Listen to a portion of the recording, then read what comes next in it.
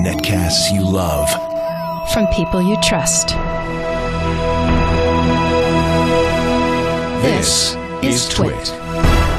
Bandwidth for the Tech Guy is provided by Cachefly. Cachefly.com. Hi, this is Leo Laporte, and this is my Tech Guy podcast. This show originally aired on the Premier Radio Networks on Saturday, January 5th, 2013. This is episode 941. Enjoy. The Tech Guy podcast is brought to you by Gazelle, the fast and simple way to sell your iPhone, iPad, MacBook, or Android smartphone. Find out what your gadget's worth and get cash to upgrade to the latest at Gazelle.com.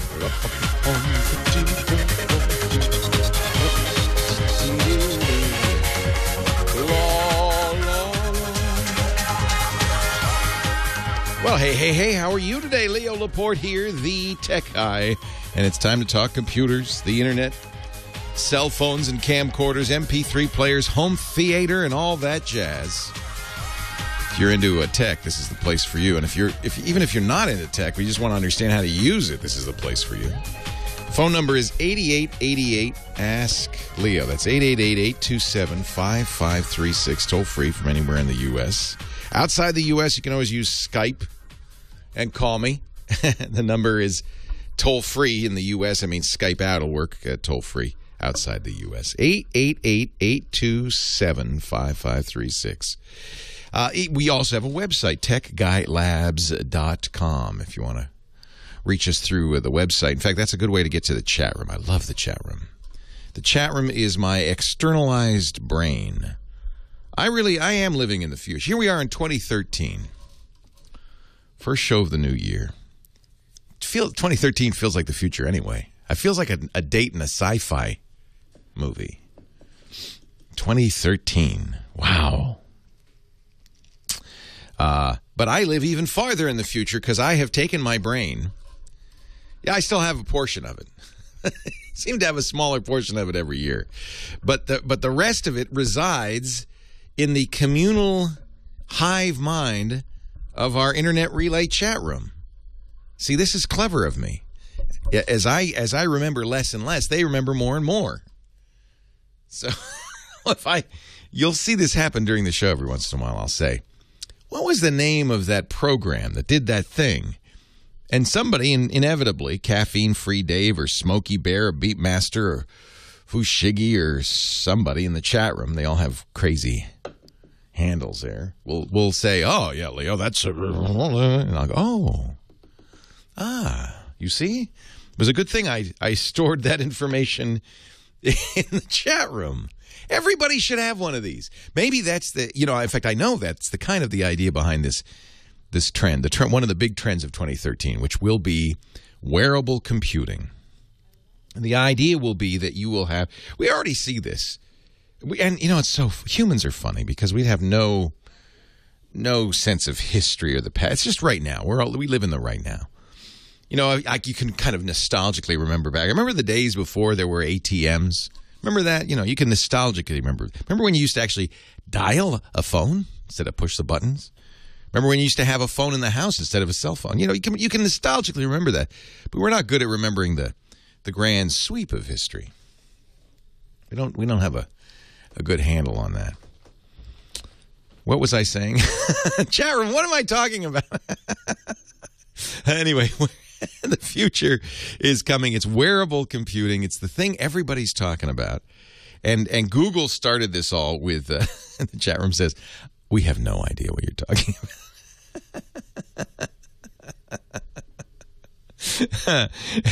Everybody says in the year 2013, one of the big trends will be wearable computing. I mean, we're doing that. Is when you wear your cell phone, you're carrying around the internet with you. That's a change that is dramatic that perhaps we've not noticed.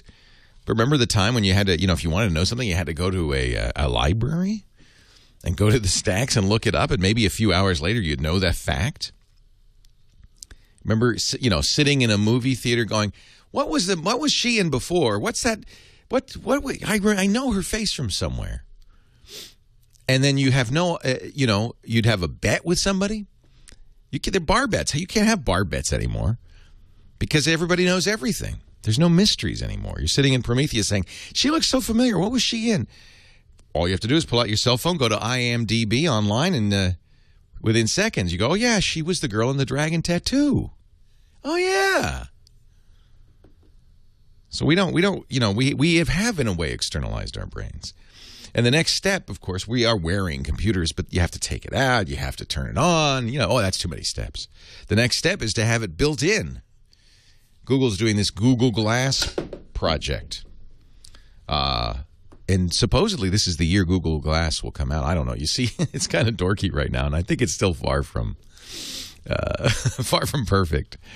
It's my suspicion.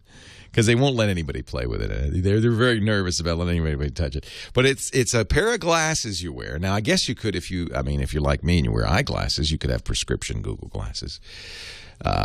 It seems kind of silly if you don't wear glasses. Now you're going to wear glasses, with clear lenses, I guess, or no lenses. But you put these things on, and there's a little screen, and you look to your lower left, and there's a computer screen, and I guess there's an interface. I've seen people swipe the temple. So there's some stuff going on. But the idea would be that you look at a monument and it pops up on your screen automatically. We're getting to that point, really.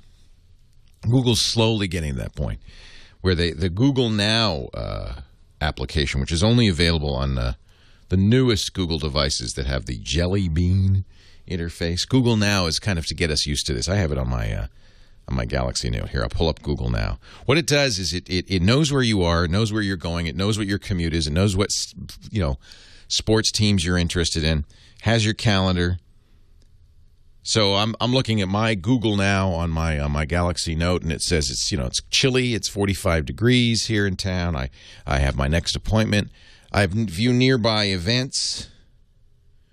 It knows I'm a Niners fan, so it's probably going to say, oh, by the way, the next Niners game is a week from Sunday. It'll show me, then this is where it gets a little interesting. Hey, I noticed you commute a lot to this spot. Well, it's going to take you 24 minutes if you leave now, given not only your normal route, but the traffic conditions. Oh, that's interesting.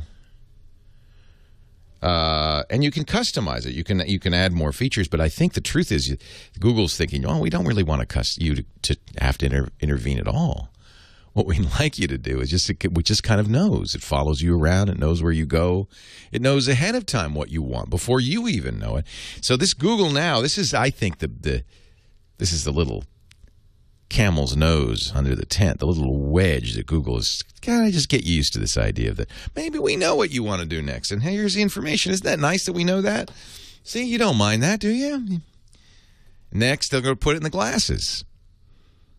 Oh, we know we know you're hungry right now because you usually eat between 12 and 12:30. So there's a restaurant around the corner. We know you like it. In fact, would you like us to order that thing you like ahead of time so that it's ready when you arrive? It's a little, see, this is the problem. It's a little creepy, but it's also a little cool. Creepy and cool. Google's very happy today because they won their the Department of Justice and the Federal Trade Commission were investigating Google for, among other things, the accusations of the competition that they were putting their own results too frequently in the general search results. And the Federal Trade Commission said, no, they're not doing that. Some critics wanted to see changes to how Google's algorithms actually work, which I don't like the idea of the government telling a search engine how to do its job. But FTC commissioners decided unanimously that Google was not violating antitrust law. So, there's a political action committee called Fair Search, which represents, of course, Microsoft, Bing, and Yahoo and others, who said, Fair Search says the FTC's inaction on the core question of search bias will only embolden Google to act more aggressively to misuse its monopoly power to harm other innovators, even though the government said there's no monopoly. Yelp is an example. Yelp was not happy about how the fact that Google uses Zagat, which it bought, and Google places, and and gives it priority of result over its own, Yelp's results. I guess ultimately, we get to decide. You don't like it, you don't have to use it. That's, I guess, what the FTC was saying. What do you think? You scared? Leo Laporte, the tech guy. Let's talk right after this.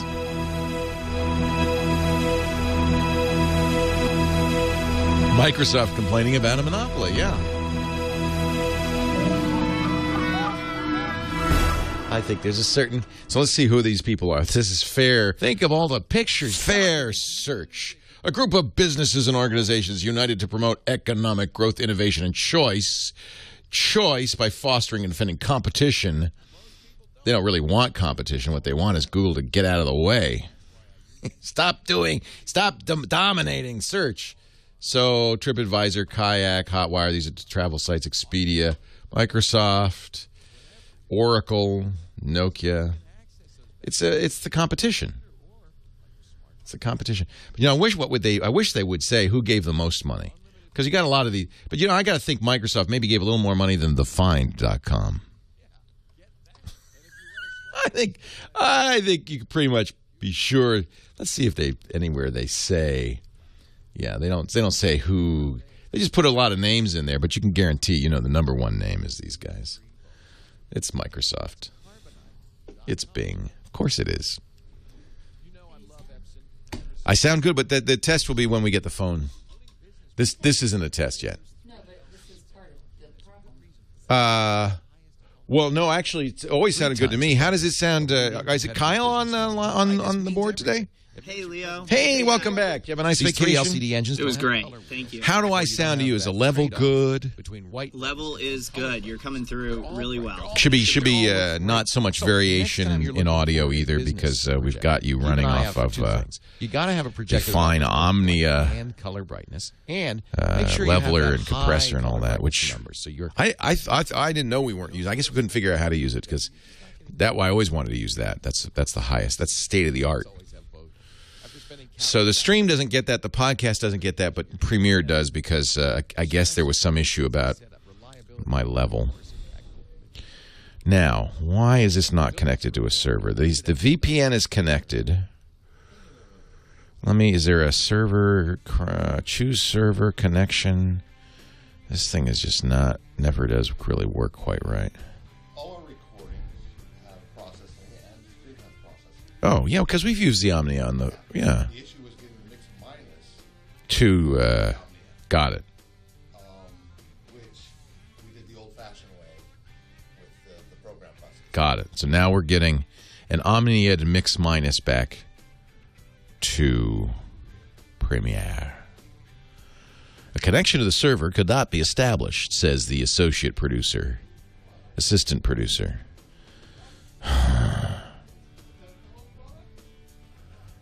No password? Should I use no password?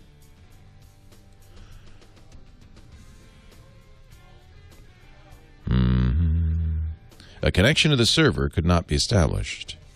Hey, John, what's my password supposed to be on this Telos? On the assistant producer. Telos with a capital T, sir. Thank you, Matt. No, it's not you. It's this thing. It's the call screener software.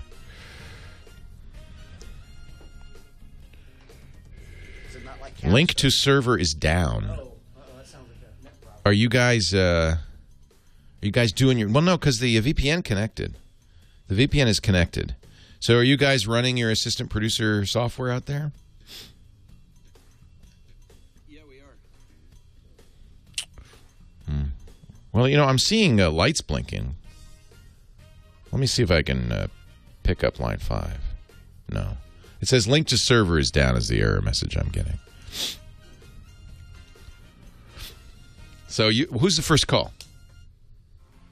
Anise. Anise? Anise, line 3. Thank you. Santa Clarita, California.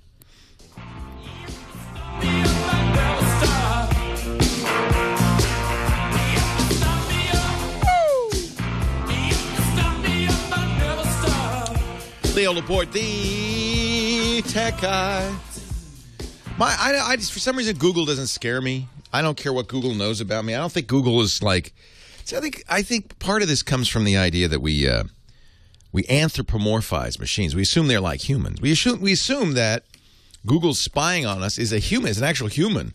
Going, I see that Leo every day drives 15 minutes to work.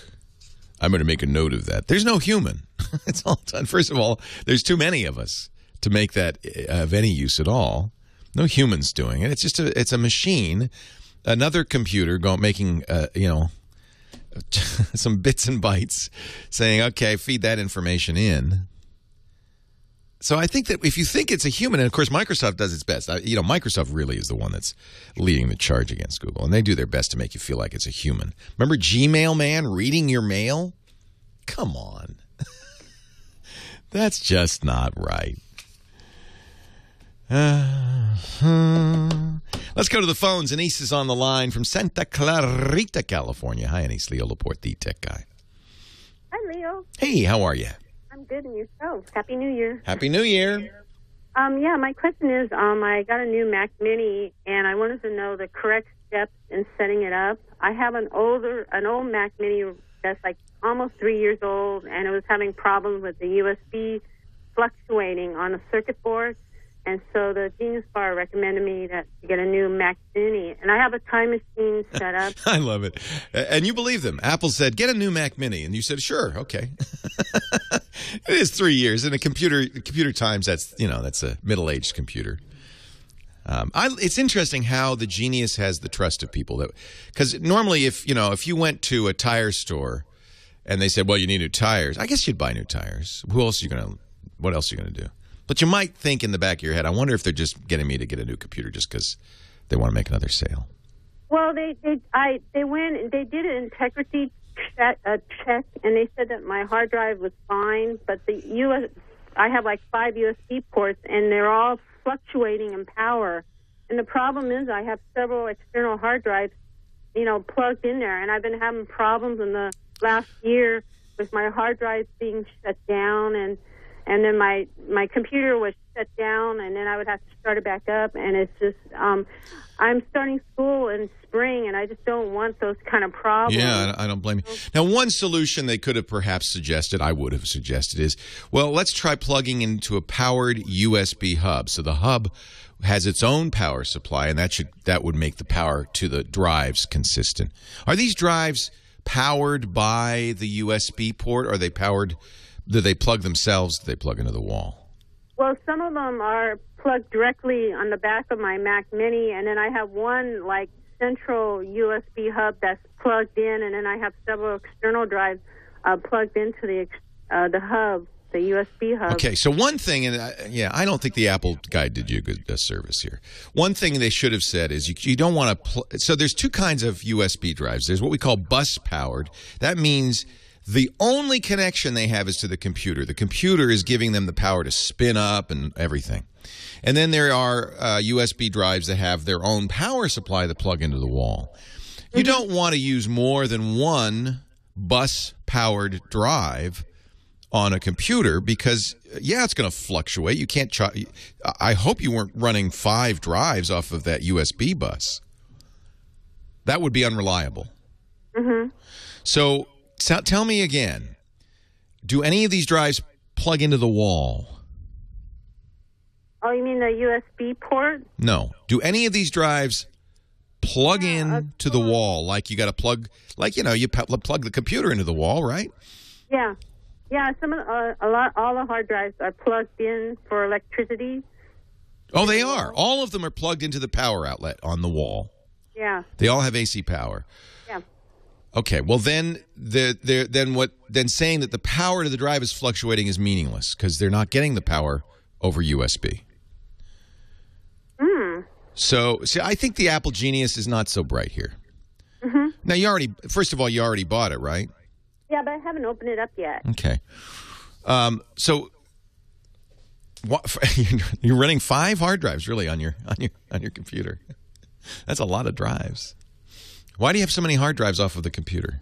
For backup, to back up my photos and my art Illustrator files and stuff. Right. And you need 5 different ones instead of, like, say, one big one? Yeah. How many should I have? Well, 5 should be all right. It just seems like a lot. They're like little hard drives. They're like 1 terabyte. One is 2 terabyte. I mean, That's not that little. That's pretty big. You got at least 5 terabytes of backup. I would say a couple of things.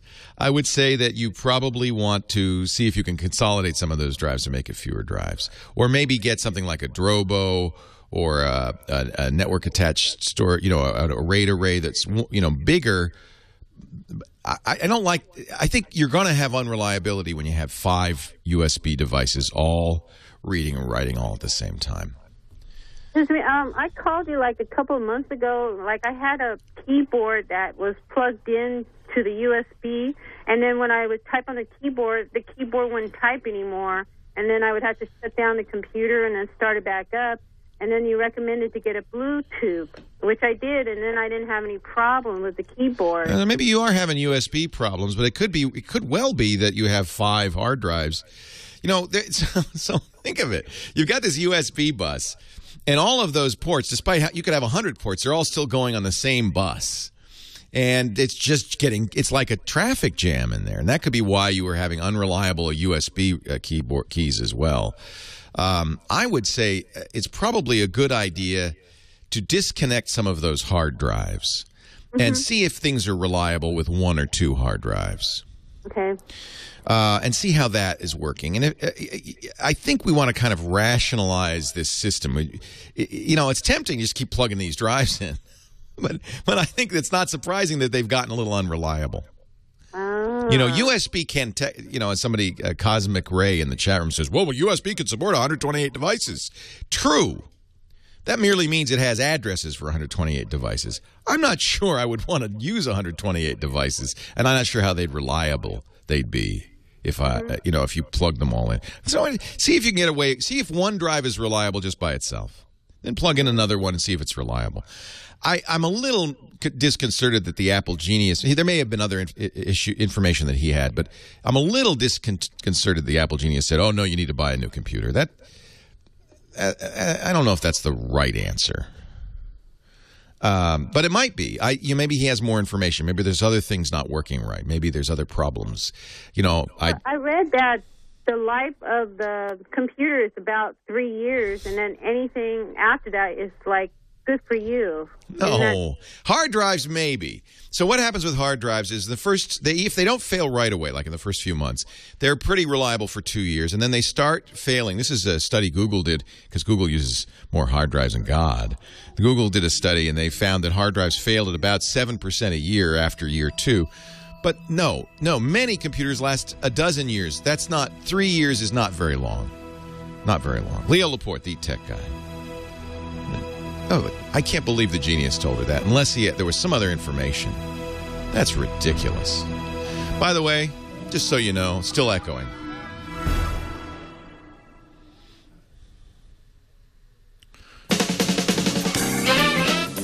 So I really would love to get this call screening working. We're gonna get Scott on here. I would love to get this call screening working if I can. I'm not sure what's going on with it.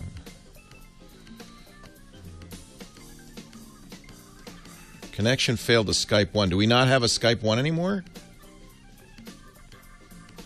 God, this place is falling apart. Is Skype 1 dead? Oh, maybe. Oh, well, I see Scott. I couldn't get onto Skype 1 for some reason. Hey, Leo. Hey, Scott. Maybe he was on. I'm good. So hold on, Scott. Scott, I'll be with you in a second. Sure. All right, I'm going to reboot the computer, although that didn't ever fix it.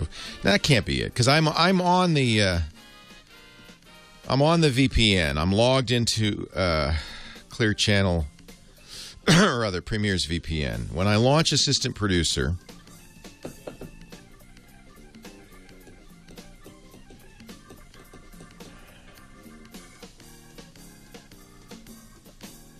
no direct. Maybe it's working now. It didn't. Yeah, good. It seems like it's working now. Good. I see Pasadena. Did you guys do anything at Sherman Oaks, or did it maybe just started working? Maybe just spontaneously. You can access your calls now? Leo? Yeah, I should be able to. I don't. All I see is Pasadena on line 5. Okay, I'll tell Nathan. Can you go through Just refresh it if you would. All right, we have Nick, Colton, California. No, don't tell me stuff. I don't want to know it. I want you to refresh it.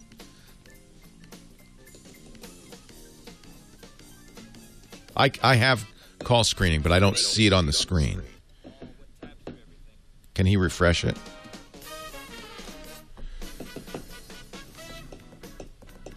By the way, Handle on the Law had echoes on the calls. So maybe this is just the new normal for talk radio.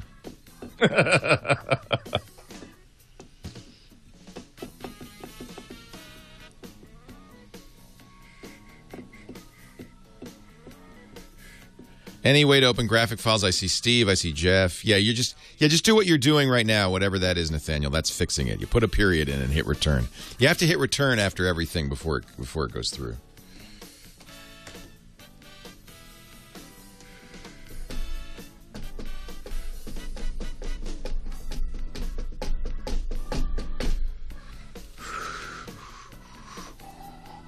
Go ahead, Scott. You can talk to the people.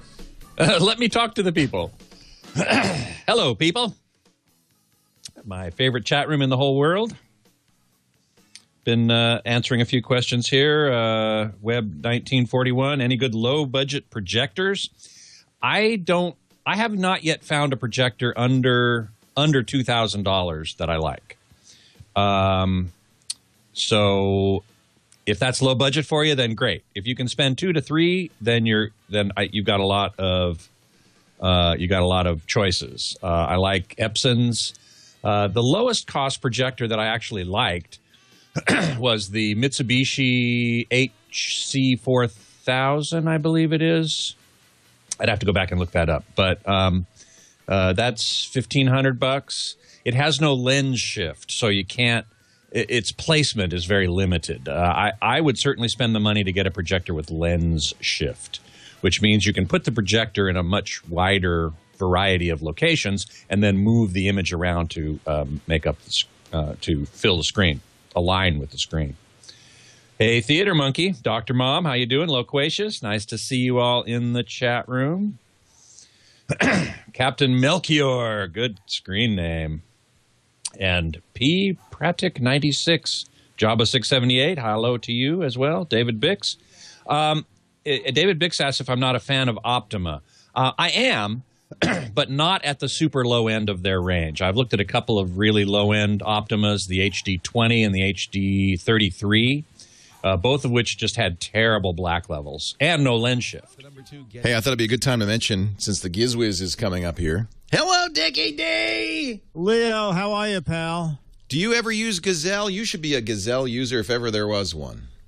No, you know what he does? He puts it in the gadget warehouse. That is exactly the problem. There's your problem, Dick. If there were only some way you could take those old used gadgets and get cash for them instead of spending money storing them. If there were only something like it's a crazy idea. You got that old iPhone 4S, and you say, "I'd like to get an iPhone 5." What can I actually? It's an AT&T. What kind of money could I? $240. All right. Then you add it to the box. They send you the box with the mailing. They pay the shipping on anything more than $1. As long as you got a box, throw some more stuff in there. I bet you have an old BlackBerry you don't use anymore.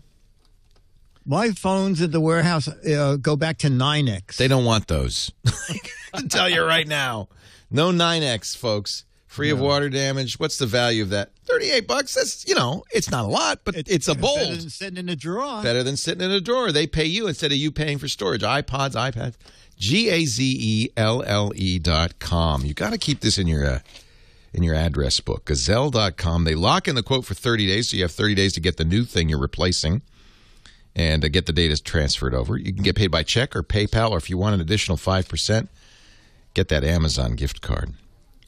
Offer's good for 30 days. They've paid almost $50 million to over 300,000 customers. Free shipping, fast processing. Gazelle. Gazelle.com. Scott Wilkinson's here, our home theater expert. He joins us every week. Woohoo! And I know you're getting excited. You're probably packing right now because Yep. It's time to travel. It's time to travel. I am, in fact, packing up my old kit bag and heading off to Vegas. What do you bring? What is in that kit bag? I know you bring a pedometer. I do bring a pedometer, and I got a new one for Christmas. My sister gave me a new one for Christmas, so looking forward to trying that out. Last year it was, I think, 35 miles I walked. Holy cow. So we should tell people where you're going. It's the Consumer Electronics Show, which starts, well, it's technically, the floor starts on Tuesday, but Sunday night everything gets underway. That's right. That's right. There's CES Unveiled, which is the first big thing of the show Sunday night. I'm not going to that. I am going to a Toshiba party Sunday night. And then Monday all day is press conference day, starting at 8 a.m. So what is this all about? What is the story here? Well, the Consumer Electronics Show is it's certainly the largest consumer electronics show in the United States, if not the world. I think IFA is bigger in Germany. But certainly in the United States, 150,000 attendees. 150,000 attendees. Most of the locals in Vegas take this week as vacation week because it's so crowded. Unless you're a taxi driver, limo driver, right? Yeah. If you're, but if you're a croupier, if you're a dealer, it's like these guys don't gamble. That's right. We don't home. Gamble. We don't do anything. We just go to the show. Who has time? I'm not even. I'm going Sunday night, coming back Wednesday morning. I won't even have time to eat. That's right. I'll be walking and eating the whole time. I love to go to Vegas for the restaurants. I'll just be waving as I walk by. Yeah, I do take one night out of the whole time I'm there to go see a show. And this year I'm going to see Jersey Boys. I hadn't seen that before. That's a fun show. I always like to go to the Cirque du Soleil shows when I'm there. I've seen all of them that are in Vegas. What's your favorite? My favorite is Love. Mine is too. Yeah. Yep, absolutely. And I'm a Beatles fan, but even if you're not, I think the production in every respect, it's amazing. Is amazing. Yeah. The other one I really like is Ka over at MGM Grand. Haven't seen which that has a stage that is a hydraulic stage, and it moves around and ends up being vertical at some point. And some of the dancers are like on bungee cord things, and they're bouncing around. It's really amazing. A lot of fire too. Fire's good. Water's good. So here's the good news. I understand. I'm told by our chat room that Snooki is going to be at CES. Whoa! Oh man, how exciting! Really? Yeah. Oh, can't Lady wait. Gaga was there 2 years ago for, of all people, Polaroid.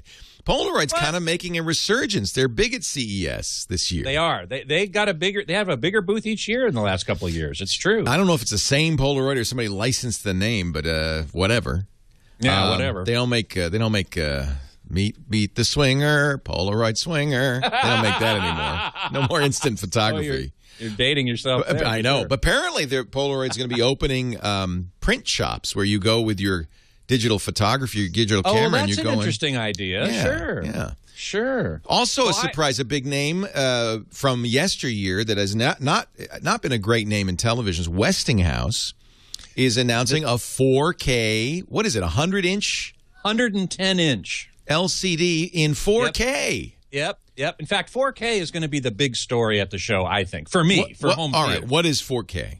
4K refers to the resolution, the number of pixels on the screen. High-definition TV has 1,920 pixels across by 1,080 pixels up and down.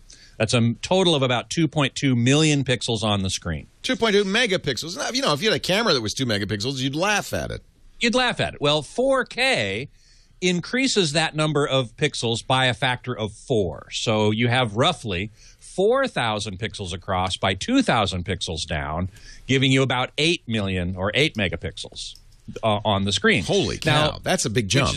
It's a big jump. And if you have a large enough screen, it really makes a big difference. It's very clean, very clear, super sharp.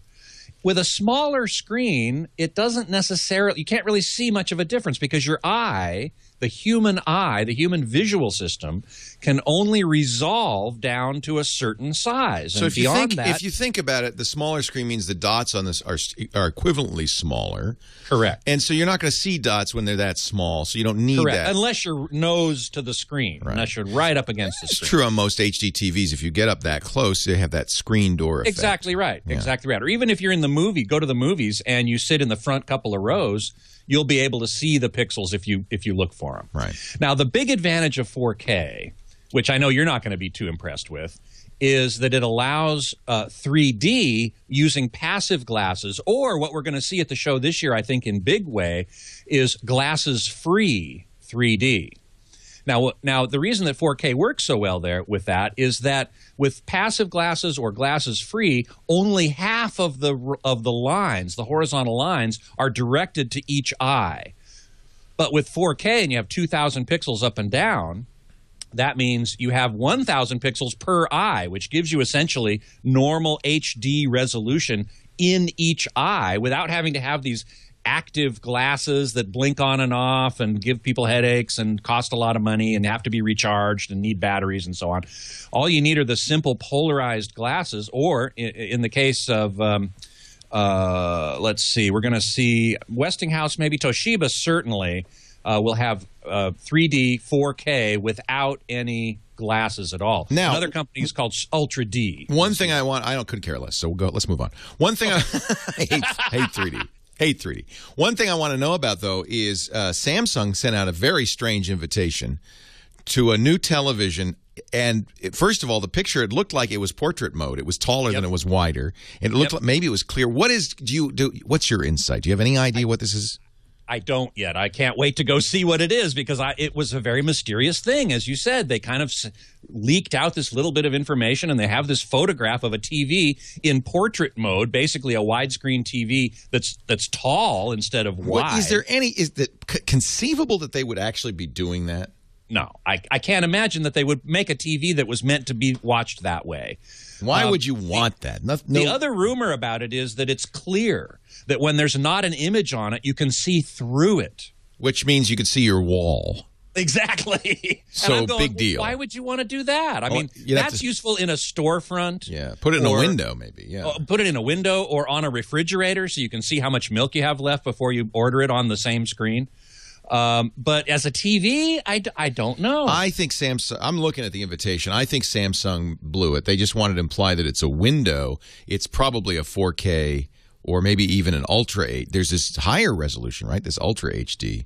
That maybe that's an Ultra HD set. They're trying to just say it's like looking out a window, which is what I've always said. That may very well be. Yeah. And certainly we will find out. I'm going to be That's Wednesday, right? That's Wednesday morning? I don't know. I think they're having an event. Oh, well, that may be. I have to go look at my schedule. Yeah. I do know that I will be talking with Samsung on Tuesday as part of the Home Theater Geeks, my podcast on the TWiT network. I will be talking with LG and Panasonic and Sony and Sharp and Samsung. And certainly I will be asking them about that strange TV. I look forward to it. Scott Wilkinson, our home theater guru. And, of course, he'll be back here next week with a CES wrap-up. Leo Laporte, the tech guy.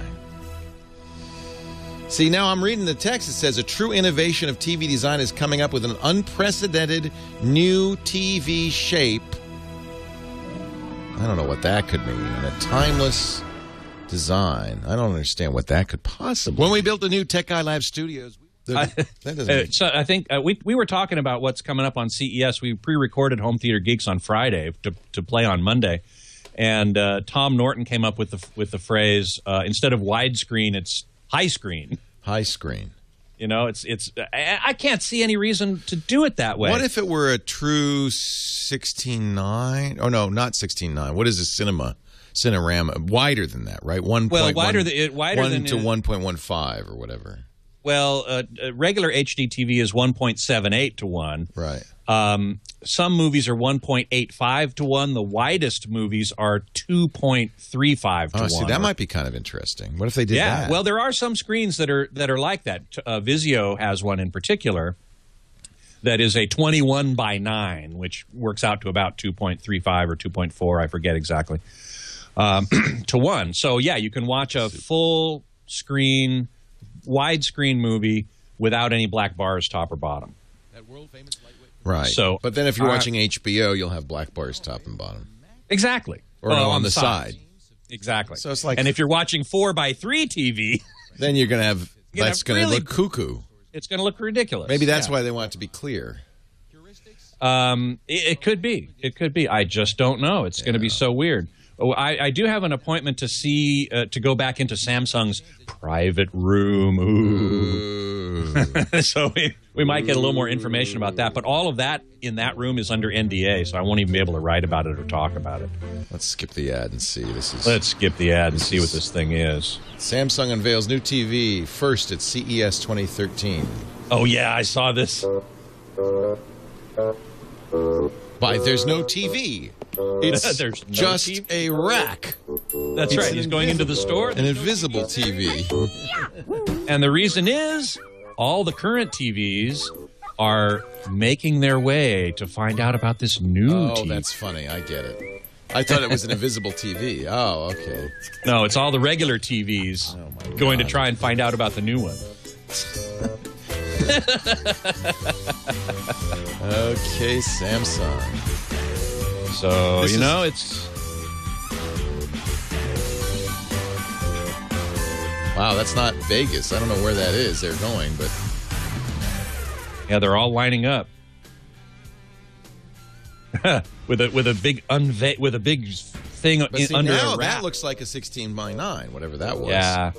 I cannot imagine that they would not make it a regular widescreen TV. If it's clear, I don't see the point in that either. Maybe they'll illuminate the reason that they would do that, but I think maybe it's OLED.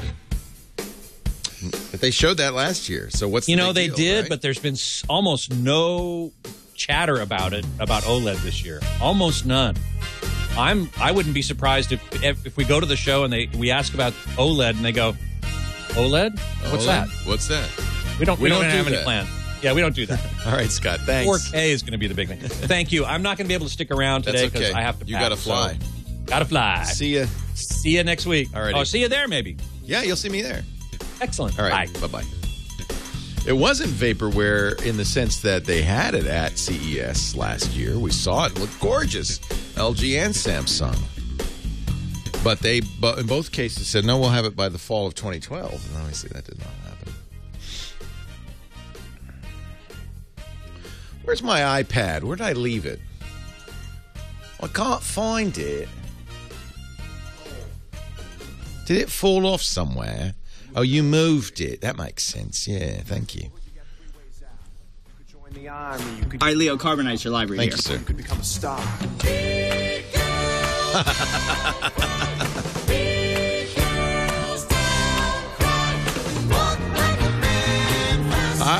I wasn't going to say anything.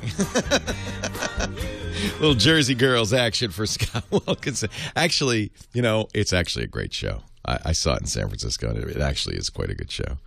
Probably not the first thing I would go do in Vegas, but yeah, he's seen everything else. He's been there. He's done that. Leo Laporte, the tech guy.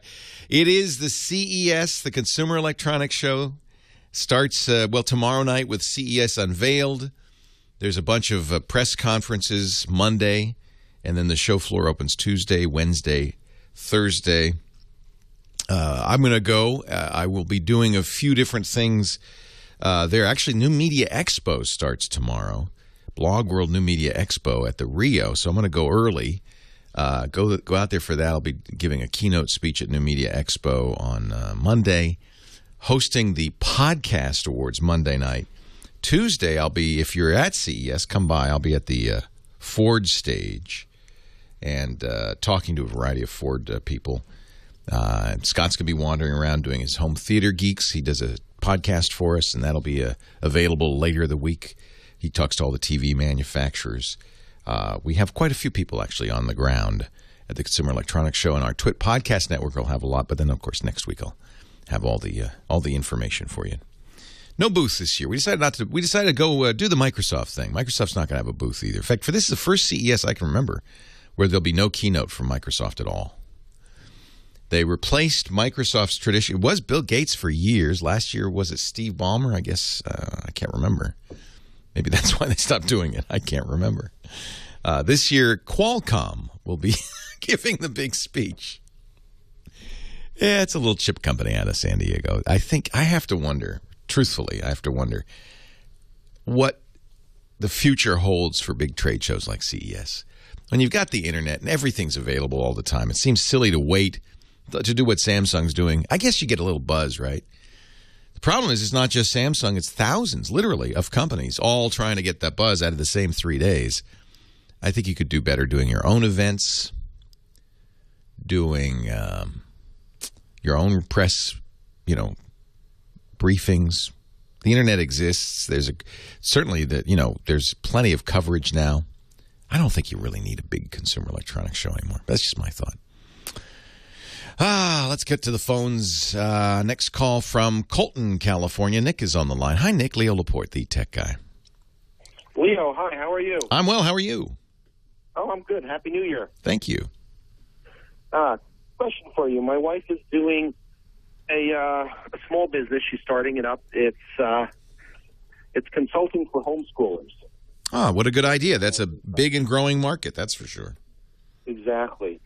So want to do a website, and it's she wants to do a simple website.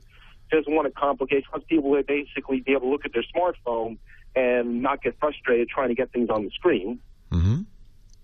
So with GoDaddy, we took out a couple of domain names, basically logcabineducationalconsulting.com. And we're just wondering what's the best way to, I know they have website builders there, but is there... Don't. Whatever you do, do not use GoDaddy's website builders. Don't use their hosting either, frankly. Use their hosting? No, they're terrible hosting. Ooh. Yeah. Yeah. So what you're talking about, there's two ways to handle this. You can do what's called a mobile site in addition to a regular site. If you go to TWiT.tv, for instance, that's the podcast site I do. If you go on a mobile device, you'll get a different site than if you go on a normal computer, because we paid thousands of dollars extra to have a custom mobile site. But that was last year. This year, the thing that everybody's doing is called mobile responsive design, or responsive design for short. And if you go to Tech Guy Labs, which was designed a year later, it'll look exactly the same, except it'll resize itself for the different screens. And that's really probably what you want, because the idea of having a separate site for mobile, it adds complexity. It's hard to keep up. I would recommend something that is responsive design. That's the modern thing to do. You can, of course, get if you're using a WordPress or another content management system, you can get templates that do that. But I think you probably should look at Squarespace. Now, you've registered the domain name at GoDaddy. That's fine. But that doesn't mean they have to do the hosting. They're just a domain registrar. So you haven't lost anything by going to GoDaddy. You had to register the domain name anyway. But I would look at something like Squarespace.com. When you go to now, I should give you a disclaimer. They're a sponsor on the podcast network. But if you go to Squarespace.com, you can do a design yourself that is automatically responsive. They won't let you do anything that's not going to work on all screen sizes. For instance, you don't want to do Flash. That won't work on most mobile devices, right? 99% of mobile devices. So if you did some Flash, you'd be leaving out all those mobile users. You want something that's going to look great on a tablet, even on a smartphone, and of course on a desktop. So that would be one choice. That's the one I'm particularly familiar with. But I would be very careful about using the design tools that most low-cost hosting companies like Squarespace offer. They're really pretty junky. They haven't been updated in years. I think Squarespace is probably the right way to go for you. Okay, thank you for the advice. Yeah. Really appreciate it. You can, you can try it. They have a 2-week free trial. You could try it and just see if it feels good to you. If you have, if you're going to get it. What they do is they give you a starting point template. You don't need to be a designer. You use their tools, which are very easy to use, but also extraordinarily modern, and that's the big difference, to design a site. Try it for 2 weeks. no cost, and see if it works for you. Okay, so if we use them, we can put that on the use that with the domain names you register with GoDaddy. Yeah. GoDaddy is primarily a domain registrar. They offer hosting and other stuff as an upsell, but you don't have to use their hosting, and I don't recommend it. Okay. Okay. Thanks, Nick. I appreciate it. Yeah, I'm not. One of the nice things about Squarespace actually is they if you buy a year subscription with them, they'll actually register that name for you too. But you've already got the name, so that's all right. Easy to transfer the name, by the way, to a different registrar. They never own it. Cosme Ray in the chat room is saying 1 and 1 is another good one. I haven't tried it. I have to say, I haven't found anything that's as good as Squarespace, and that's not because they're a sponsor, but because they really know what they're doing. I would not use GoDaddy. Now we'll talk to Peter. Hey, Peter, Leo Laporte, the tech guy. Hello. Hello. I'm a Carbonite user too. Thank you. Good. It's just nice to know you have a good backup, isn't it? You just kind of can forget about it. Yeah. Yep. And what I'm trying to do is get more hard drive space. I'm trying to do iTunes Match. And I've been trying it for about, 6 months or so. And it tells me, try again later. What? It says, yeah, we don't want your business. I've signed Try again later. Yeah, I've signed up for it, paid the money, and whenever I start iTunes, it says iTunes is looking at your library, and then all of a sudden hang on, let's talk about when we come back. Leo Laporte, the tech guy.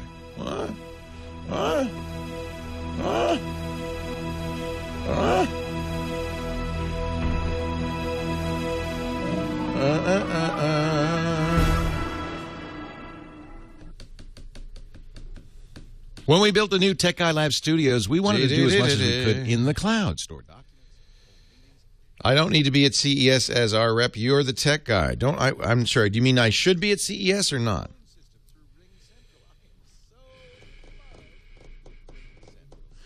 I really debated it. It costs us quite a bit of money to go to CES. And I just have... Why is it when I call the numbers always busy? Well, think about it, Web 1916. Wonder why.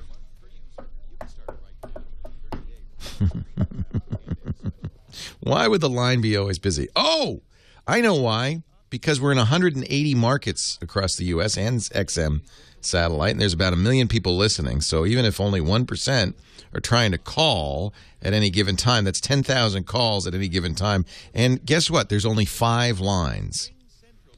So that means, really, your chance of getting through is pretty small. Try again later error. Thank you, Bert. Let me look at that. What is that? What is it saying? Possible errors.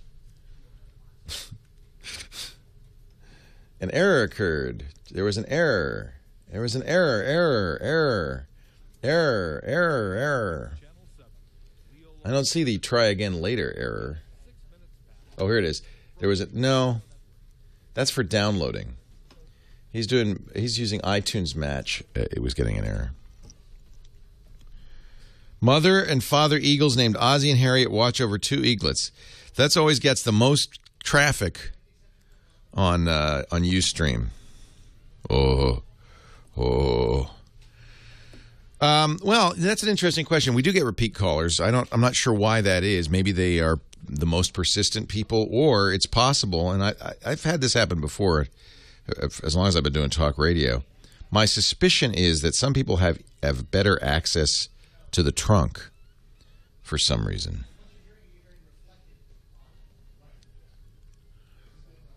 So I don't know what that is. Yeah, we made sure Tom got the latest, greatest FiOS, so I'm glad he's got some speed. That's going to help him with the. He's going to try to do TNT via Skype from his home, and actually with that kind of bandwidth, maybe we could use something besides Skype. But Yeah, he moved to L.A., unfortunately, so we're going to try to figure out how he can do Tech News Today from L.A. I don't know. Anyway, getting back to the CES thing. So it cost us about $200,000. We haven't been able to recoup that in advertising over the last few years. So we decided rather than try to do it again this year, and that's a huge amount of cost for us. So we're going to do kind of a more minimal thing this year, see how that works. It's my feeling that trade shows are pretty much history. But I know you want us to cover them. I do. So I don't know. It was a big internal debate in my mind, back and forth on whether to do CES or not. Frankly, I just don't think we can afford to do a good job.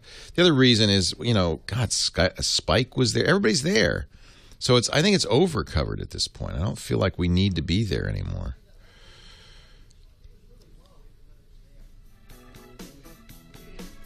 You're tuned to Premier Channel 7. Leo Laporte, the tech guy, will begin at That's the other, issue is, do we I guess we would add value in the sense that we would have a different perspective, certainly, than Spike. I wonder if Spike's going to be there this year. They made a big deal about being there last year, and they went home after a day, by the way. It's the funniest thing.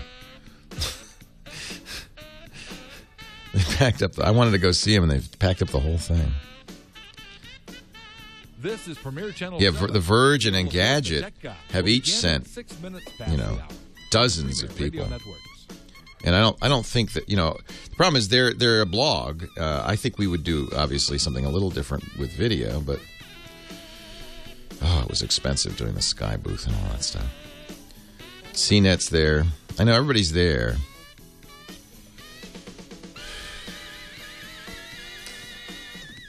Yes, Callie Lewis. See, for Callie to do it is a lot cheaper than for us to do it. Will begin at 6 minutes I don't know if it's worth it. They all, I guess, can sell it. We were never able to sell it very effectively. And we didn't get, I have to say, we didn't get huge download numbers either, and that was part of it.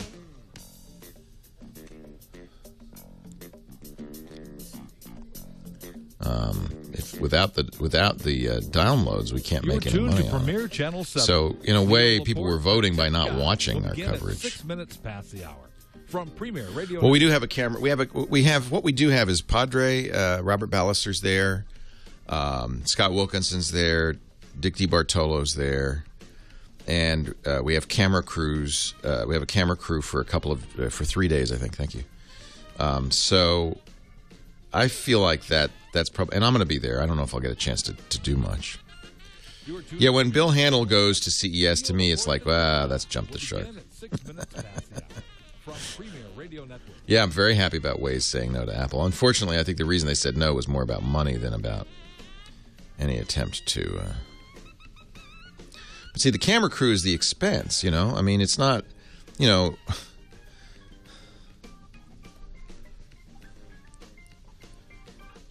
What we're not going to have is a booth, a Sky booth. That was, and we send, what did we send? 20 people last year.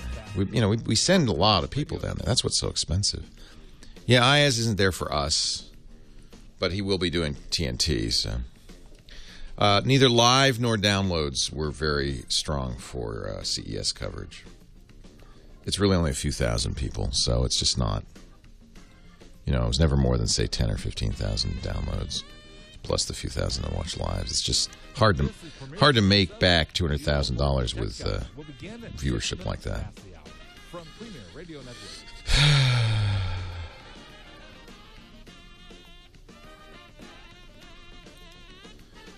Yeah, that's kind of what Callie and others are doing, and I could do that. No, we're definitely not doing E3 this year.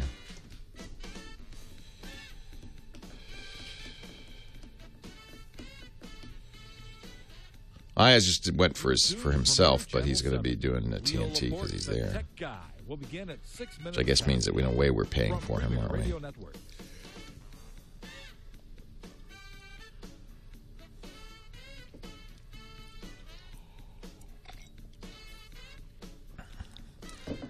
it is stressful to cover. I would cover it. I would like to cover it. I'm just wondering if you guys think it's important that we do cover it, or if it's okay if we don't. We'll find out this year. You're tuned to Premier Channel 7. Leo Laporte, the Tech Guy, will begin at 6 minutes past the hour from Premier Radio Network.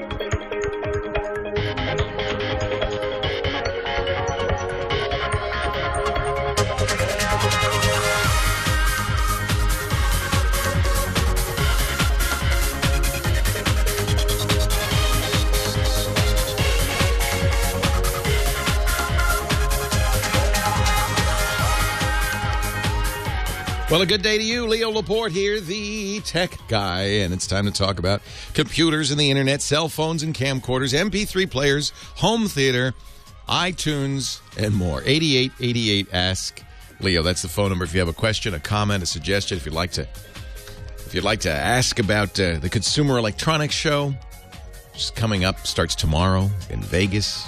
8888 Ask Leo. We were talking to Peter in Wisconsin before the break. He's using iTunes. Now, Peter, you're using the latest iTunes, I'm sure, right? iTunes 11? Yes. Mm-hmm. So that's question one.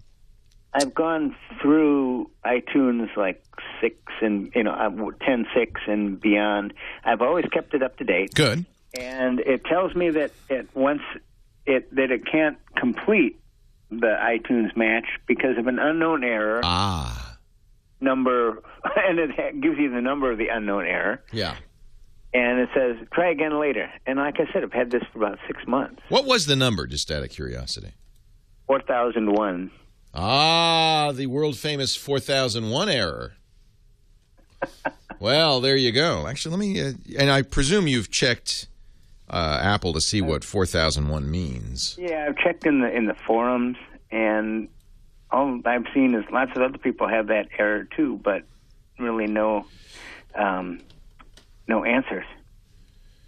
And yeah, I'm looking at a actual support discussion at discussions.apple.com. I get error message 4001 when trying to upload music to iMatch, and there were recommendations like deauthorize and reauthorize machine, update the Genius, fresh install, blah blah blah. I'm wondering, so when you look at your iTunes library and you look at the status, is some stuff matched? No, nothing's matched. Nothing is matched. No. Has anything been uploaded? No. No. So it's got it has zero progress, in other words. Yes. There are a few things that are available on cloud only because they've been stuff I bought from my iPod. Right. If you ever buy anything, you don't even have to match it. Yeah. Yeah. Wow, I'm looking at this thread, and it goes on and on and on.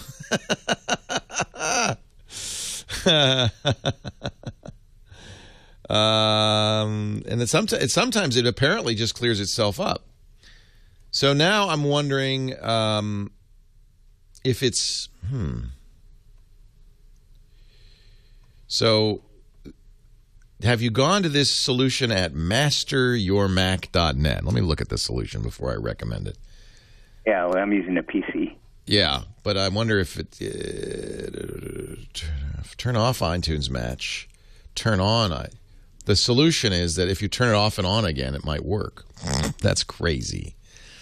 That's crazy. God, I don't know what that is. I've tried that.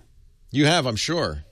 Yeah, I've turned it off, and then in an update, I thought when it would update, like after I went to 11, and now it's 11. What is it, 11.1? And I thought, well, maybe I'll try it again. Yeah. Boy, you got me. I don't know. And apparently, people who are having this problem are having it on Macs as well as PCs. So it sounds like it's more of a server error than it is something specific to Windows.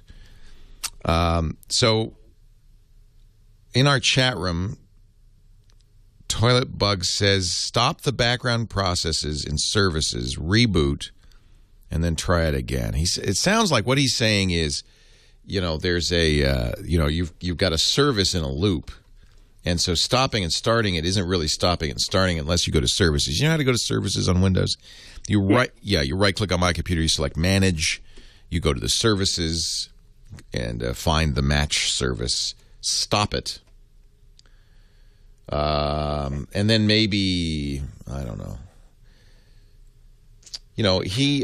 Somebody says that if some of his music files had the word error attached to them, he deleted those files and then it worked. So that could happen in the sense that iCloud's going along, matching, and then it just gets stuck on something. That could be it. It sounds like there's a bug in iTunes Match that a lot of people are experiencing, frankly. I mean, I'm looking at this thread. It's been going on, by the way, since 10.5. So it's not something new to iTunes 11. No, I've had it since 10.6 at least. Now,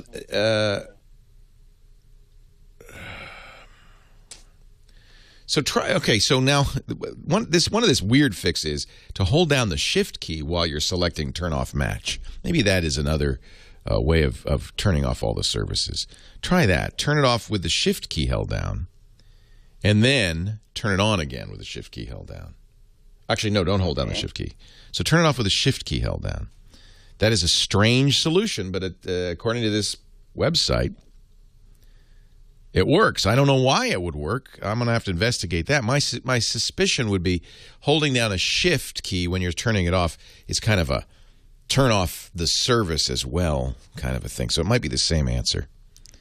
I'll tell you what. Keep listening, Peter, because maybe somebody will call in and say, oh, yeah, that happened to me. The other thing I'd suggest everybody, and I want you all to know about this, we got a great website, techguylabs.com. We're writing everything down. James DeRuvo, as I do the show, takes notes, puts it right up on the website right away. And then Josh Windish on my team up here goes through it after the fact. And we make a YouTube video of the show. He attaches each question to the video of like, in this case, Peter's asking the question and me talking about it. And then we've got a synopsis of my answer with links to, for instance, this show note, or a tech note that I was talking about from Apple. And then there's a comment field, and I would encourage you, if you had this problem and fixed it, or you'd have some suggestions, that you comment in the comment field. Mark in Boston says, I had this problem. I fought with iTunes support. Mark actually called iTunes, said, and they never admitted anything, but it magically got better. Interesting. So we'll put that thread up on the show notes. We'll put that thought, and if you've got another thought, go to the show note comments, and that's techguylabs.com, and put your 2 cents in. Jeff in Pasadena, California, you're next. Leo Laporte, the tech guy. Leo, I have an interesting situation. Yes, sir. At my work, I'm running some very old Macs. They're PowerPC Macs. Yeah. And things are starting to happen, so it's inevitable I'm going to have to get a new Mac. Yeah. Problem is my main use is I'm using a graphics program that's old, that hasn't been made for the Mac for years, so it's not going to work on the new machine with the new operating system. Right. So aside from, I'm sorry? Right, because Apple has eliminated support for any PowerPC software. Correct.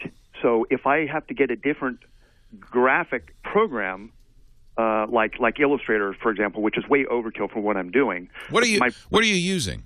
It's a program called Canvas.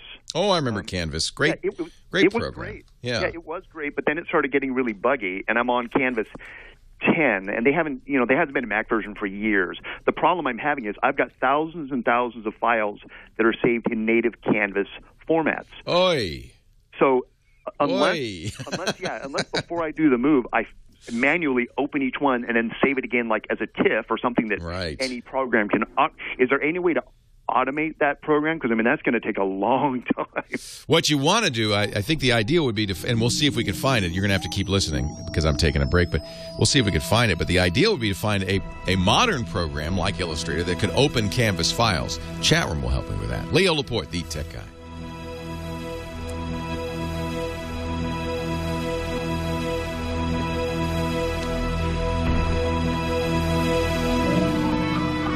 I just went to Alternative 2, and they don't have an alternative to Canvas. So think of all the pictures, documents. We're on a Mac, by the way, just to remind you, for those of you suggesting Irfan View. Think about how often you back those great files up. Oops. Everybody else I know wants to see what's coming out at CES. I didn't watch the replay. You're going to be putting links for the video that does get shot. Yeah, we'll put out all the CES stuff as specials. So if you follow our TWiT specials, the CES coverage that we do will be on specials. We are doing coverage. We're doing probably 8 or 9 hours of coverage. It's just we're not going to have a booth there. We're not going to do any shows specifically there, although IAS will be doing TNT from CES. Good. I'm sorry about the TWiT mug delay. Apparently there was a factory error or something. I don't know what happened. This is why I always nervous about merchandising, because it puts us in a business that I don't understand. And I apologize. I tried to send out emails to everybody before Christmas saying they're not going to make it. We offered a 10% discount and the opportunity, of course, to cancel the order. I hope you all saw that email.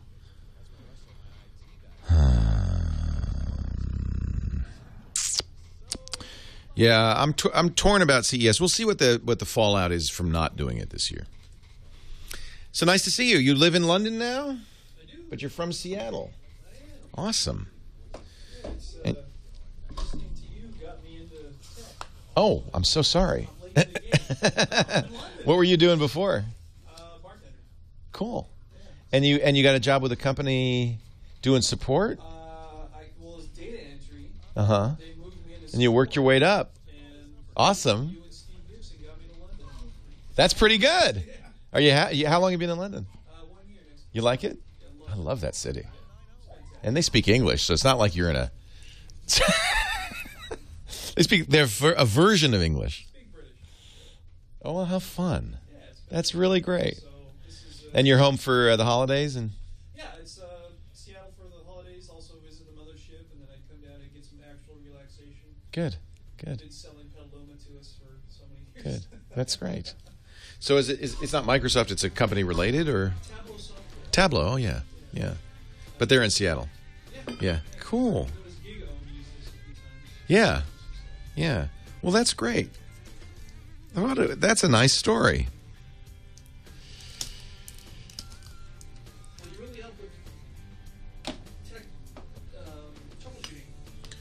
That's all I do sometimes on this show is troubleshoot, huh? Oh, my God. We always try to, create a topic that goes beyond that, but nobody ever wants to talk about that. They want to say, what's wrong? Tell me how to fix my computer.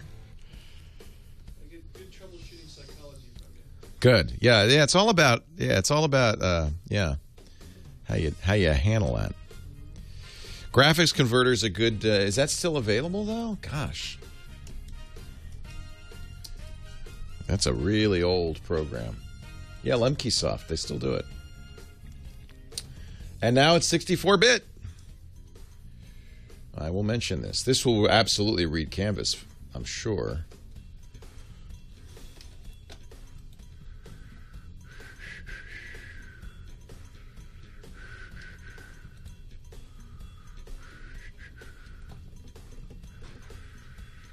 $40. Let's see if it will read Canvas files.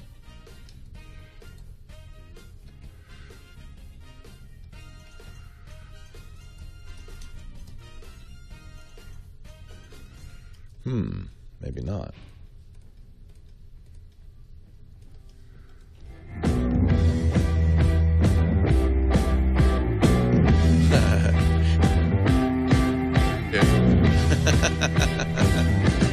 That's obscure. Leo Laporte, the tech guy. If you're trying to figure out why we're playing The Clash, We have an in-studio visitor. We have an open studio, and I do invite you all to come by anytime you're in the Northern California area, in Petaluma, California, because you're welcome to come and join me as we do the show. And Matthew's here. He's visiting from London, even though he's a Seattleite, but lives in London now. That's what that. See, I have to explain, Kyle, because nobody knows the conversation I've been having. They should all follow in chat. Right. If they were in chat, they'd know. Exactly. 8888 Ask Leo. We have an interesting question that is not unusual. There are a lot of people kind of in this boat. If you have an older Mac, well, this is a really old Mac, based on the Power PC chip before Apple went to Intel for its Macintoshes.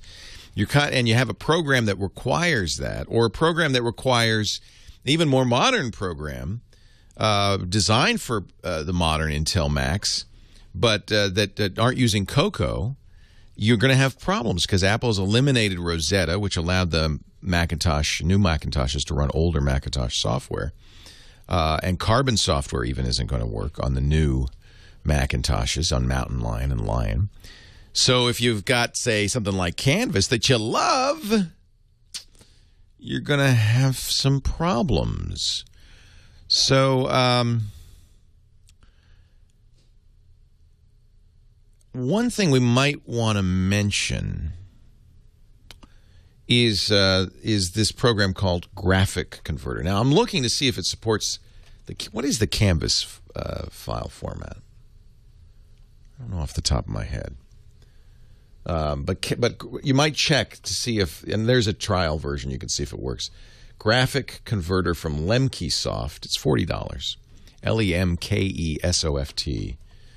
I'm looking to see. It doesn't seem to support the Canvas format, which is pretty obscure. Chat room saying CVX, CNV, or CVS. Wow. None of the above.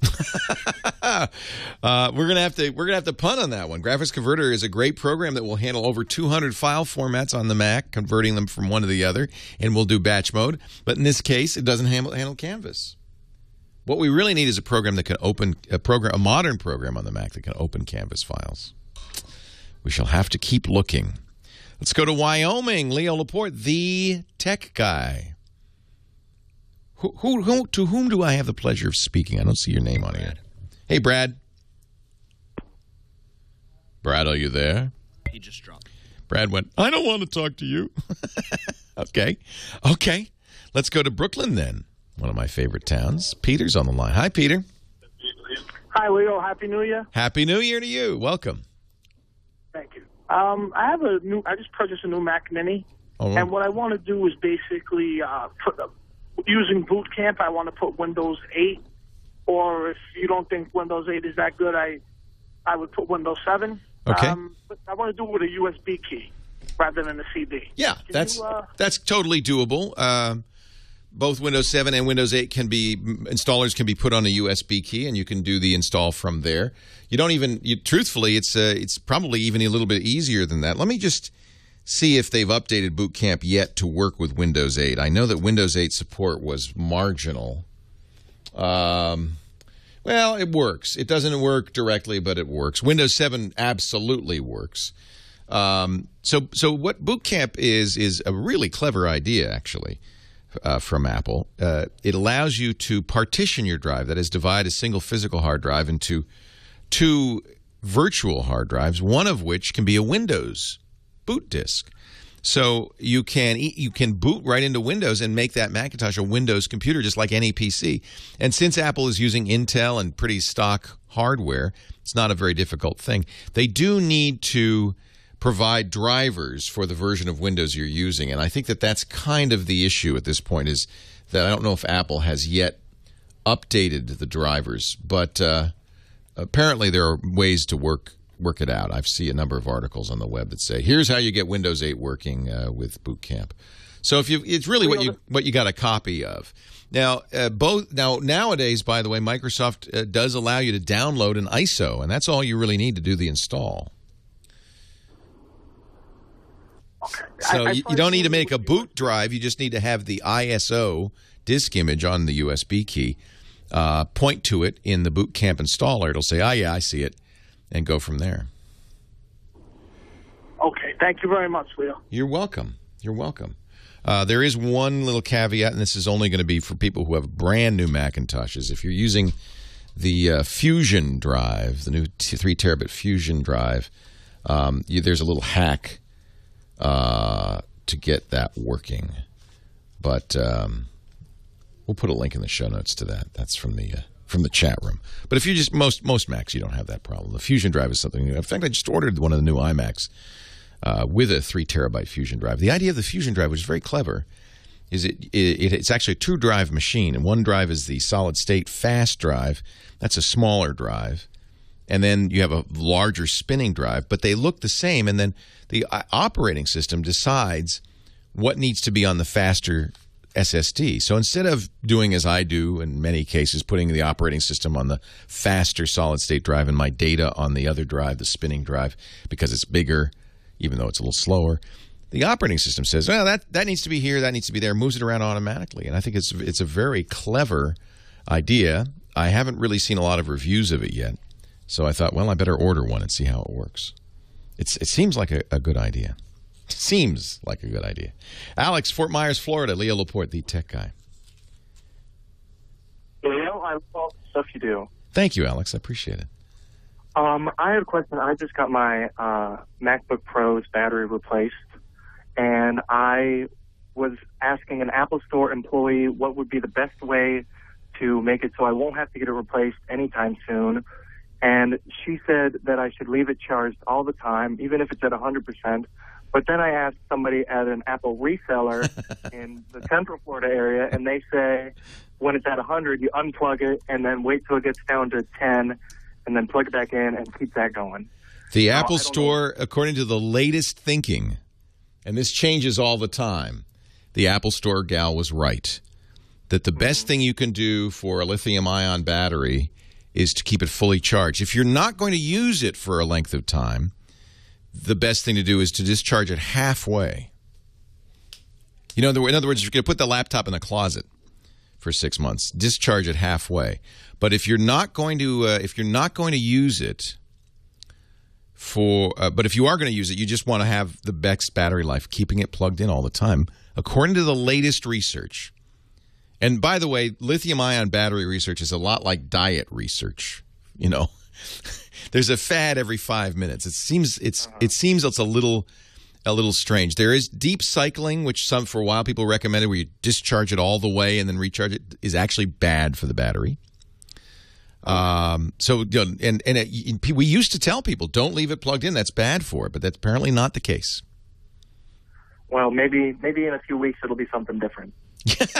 I think we can rely on this one. I'm hoping we can, because that's the advice I'm giving out. Leave it plugged in. The Apple Store was right. That is the right thing to do, according to the research I've seen. Leo Laporte, the tech guy.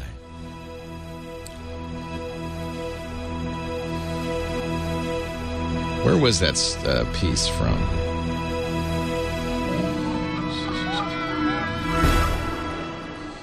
Battery University? That sounds right. The Fusion drive is not a hybrid drive, Lawn Dog. So that is something that's kind of interesting that Apple's doing. It is not a hybrid drive. It's 2 drives. It's an SS3 drive and a spinning drive. And Lion and Mountain Lion both have some very sophisticated stuff. It's not the Intel. Intel has a similar way of doing this. It's not what they're using. It's something specific to OS X that sounds like the best way to do this, and much, much better than a hybrid drive. The hybrid SSD hard drives are not, according to Alan Malventano, very impressive at all. Now, maybe they've gotten better. But the last time I saw Alan's research, he did not recommend hybrid drives.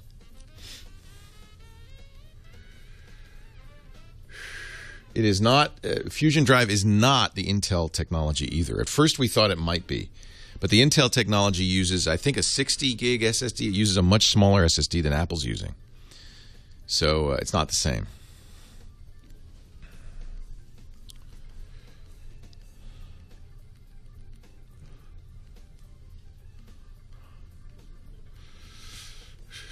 So the Battery University, let's look at that. We haven't looked for a bobblehead company, but I think this might be the article that I saw. Hey, it's Johnny Jet. What's up? Hey, Johnny. How are you, Leo? I'm good. You're going to do the HuffPo? Yeah. Good. Actually, I wrote it also for my site, but I also put it on HuffPo. And good. It got retweeted tons of times. That means it's something people want. Yeah, they actually all liked it. Even Air Canada tweeted it and a couple other airlines. Wow. I was like, wow, that's right. I'm liking it. All right. I should have teased you. I apologize. It's okay. Yes. You don't need to tease me. The audio's fine? Yeah. Sounds good. Are you home? No, I'm in Florida at my sister's house. Still in Florida. Your sister's house. Sister's got good bandwidth. Good. Yeah. I'm actually going to the airport right after the show. Oh, good. All right. And I'm not telling you where I'm going. Oh, good. Yeah, surprise me for next week. Yeah. Yeah.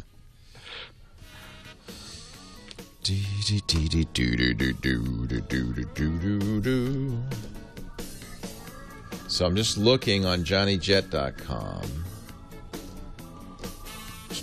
Because you didn't tell me what the article was about, so I don't know. Oh, it's 13 tweeters. Oh, it is that one. Okay. 13 travel tweeters. Yep. I sent you the link. I sent you the HuffPo link. Yeah, I got it here. Yeah. Okay. Oh, I got it.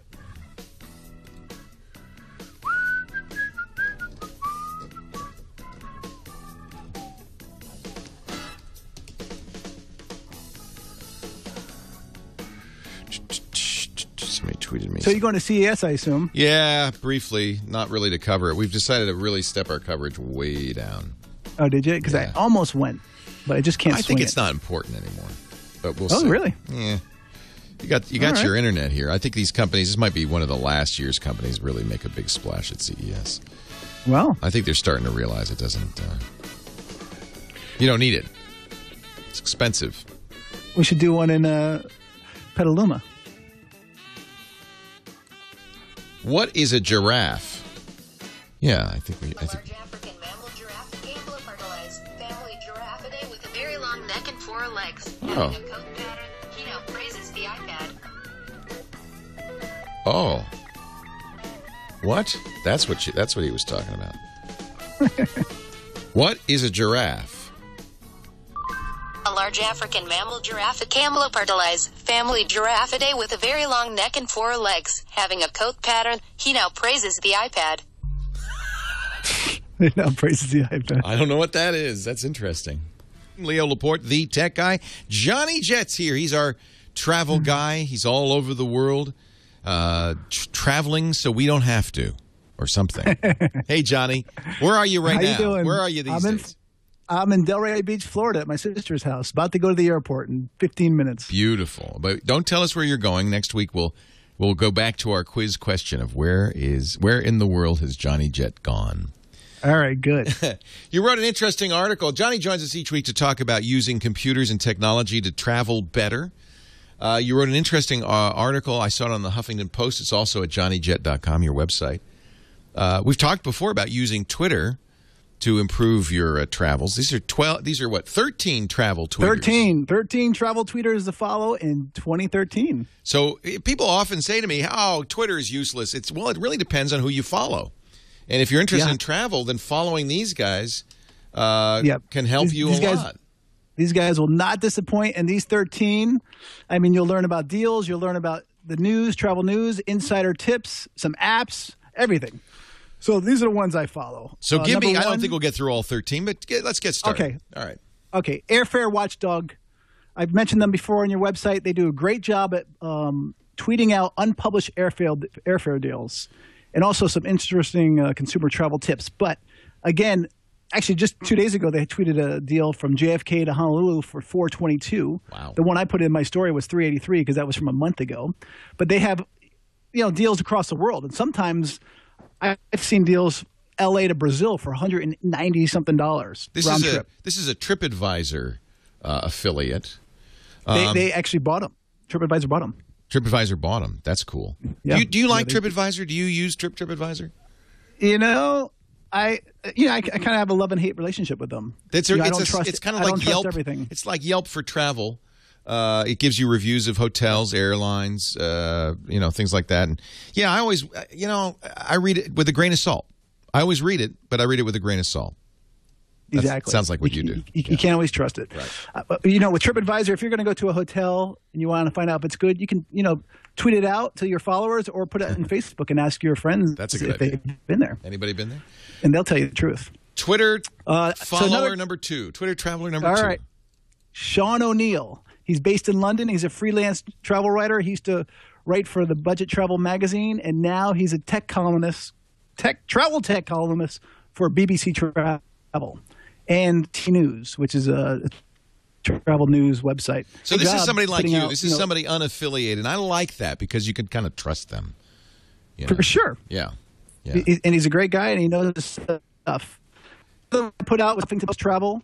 I don't have to really talk too much about them, but they have so many contributors and so many articles, and they constantly tweet. So you always find something to do in travel. And the same thing goes for USA Today Travel. They do actually a better job on the latest travel news and deals and trends. So I like to follow them. So all of these are twitter.com/ and then the thing that Johnny says, in this case, USA Today Travel or Correct. Or you could go Travel. to Huffington Post or my website, and I'll have the link on there, and I'll tweet it out after the show.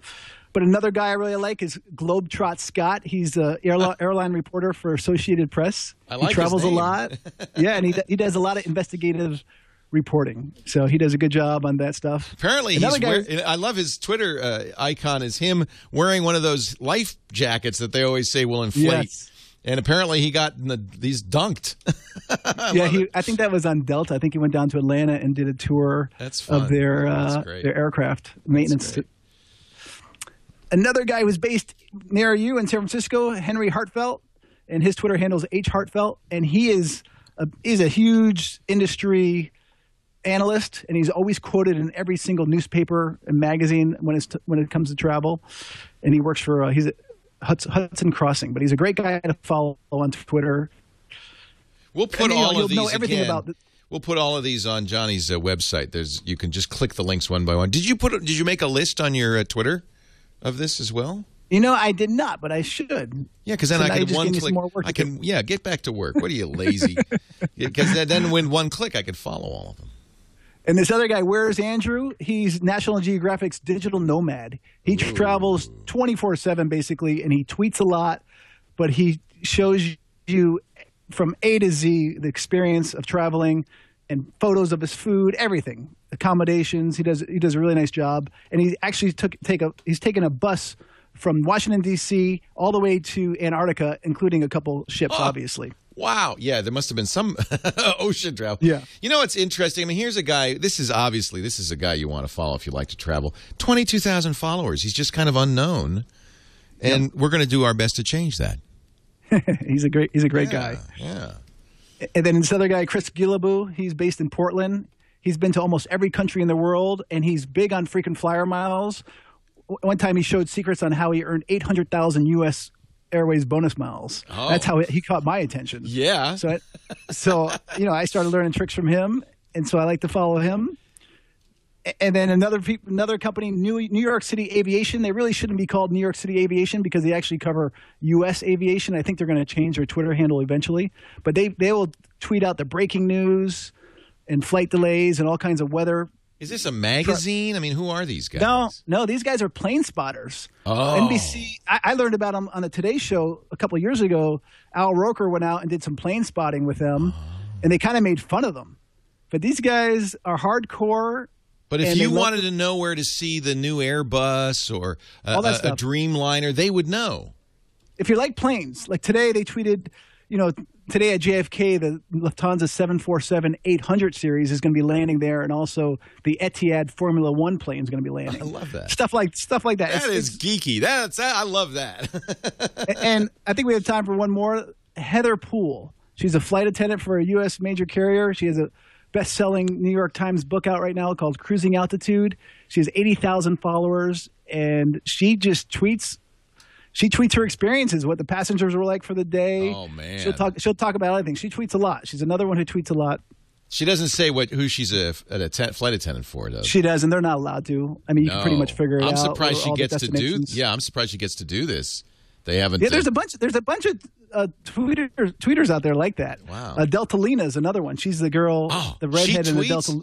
I'm in love with Deltalina. She's like, don't smoke. Yeah, it's the only airline safety video I'll watch. It's Delta's. Air New Zealand's actually has the best one. They have a Hobbit one, right? They have all kinds. They're amazing. Peter Jackson's in one of them. Yes, they do amazing things. Do you mean they do more than just that Hobbit one? Yeah, Every 6 months they have a different one. They had the whole All Blacks, their rugby team. They had one that they're all naked. They painted the uniforms on the actual flight attendants and the pilots. You know, they're smart because it makes you want to watch the safety video, and everybody's seen that 8,000 times. Who would want to watch? Exactly. Who'd want to watch it again? But now Delta can never change their safety video because Deltalina is just like an icon. She tweets, huh? You know, they actually did change it a few months ago, and she has a cameo in it, which I think is kind of lame. She should have been the star of it. Yeah. Is she an actual flight attendant? But she's not an actress. Actually, I'm flying Delta. No, I'm not flying them tonight, but I'm flying them next week. She's not an actress? She's actually a flight attendant? You know, my internet just broke up a little. That's all right, Johnny. We got what we need. What's Go that? to Johnny. I was just asking, is she actually a flight attendant or is she an actress? Move over. Yeah, he can't hear me. That's what happens with Skype. No, she's an actual flight. She's an actual flight attendant. So if you fly Delta, you might run into her. Yeah. Wow. She's based in Atlanta. Wow. Johnny I'm Jet. friends with her. You are? You know Deltalina? Can you arrange a little meet and greet? I'd like to meet her. Of course. All right. Now there's a reason to know Johnny Jet. Go to johnnyjet.com. He's got the article there with a whole list of 13 travel tweeters you need to follow. He'll join us next week at the same time. Thank you, Johnny. Safe travels. Thank you. Leo Take care. Laporte, the tech guy. Broke up right at the end, but that was fine because it was good up to that point. You know Deltalina? Okay, good, yeah. I'm so jealous. Yeah, I met her, at these different travel conferences. She's a great She's gal. a star now, right? You know, You know I love Epson. Delta she was getting so big. They didn't want her to get big. Yeah, that was the problem. They didn't, they couldn't control The best her. part, and everybody knows it, is... As well as any crew member instructions. Well, she says not to smoke, right? And when she wags her No finger. smoking. Yeah, that's the best. Not This is it. allowed on any Delta flight. That's it. She can wag her finger at me anytime. All right, Johnny. Safe travels. All right, take care. Take care. Thanks We'll talk again. next week. You're the best. Take care. Bye-bye. Thank you. I love that, Johnny. And color brightness. Not allowed. Make sure you have that high color brightness number so your presentation's fine. If you don't see those specs in a business projector, you're just not getting the image quality you need. Of course, Epson projectors always have both. You cannot smoke. I'm so sorry. Smoking is not allowed on any Delta flight, and federal law prohibits tampering with, disabling, or destroying. They didn't know what they had when they... Not allowed. Put away for takeoff. Now sit back, relax, and enjoy your journey. May the On 32 here, Leo. you and your bed grow ever longer. May the sun shine warm upon your... Fly, you fools! Wow, makes you want to go to New Zealand just to fly Air New Zealand and see that safety video with the Hobbit. And there's quite a few cameos in that. It's pretty good. Pretty good. It's a hit, too. I think anytime you can make a safety video that people want to watch, you're on the right track. Leo Laporte, the tech guy, 8888.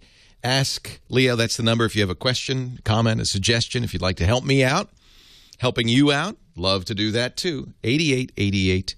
Ask Leo. Johnny Jet, I should mention, besides being at johnnyjet.com, also is on Twitter. You should follow him at Johnny Jet. At Johnny Jet. That's his Twitter handle. You follow him, you probably get all the information you need. And certainly he has lists. If you go to his Twitter page, and you have to drill down. They've changed on Twitter how you get to lists. But you can remember that you can make a list on Twitter of people that you think is worth following. He's got some great lists. Great stuff. 8888, ask Leo. Back to the phones we go. Carl in Camarillo. You're next. Leo Laporte, the tech guy. Hi, Carl. Hey, Leo. How you doing? I'm great. How are you?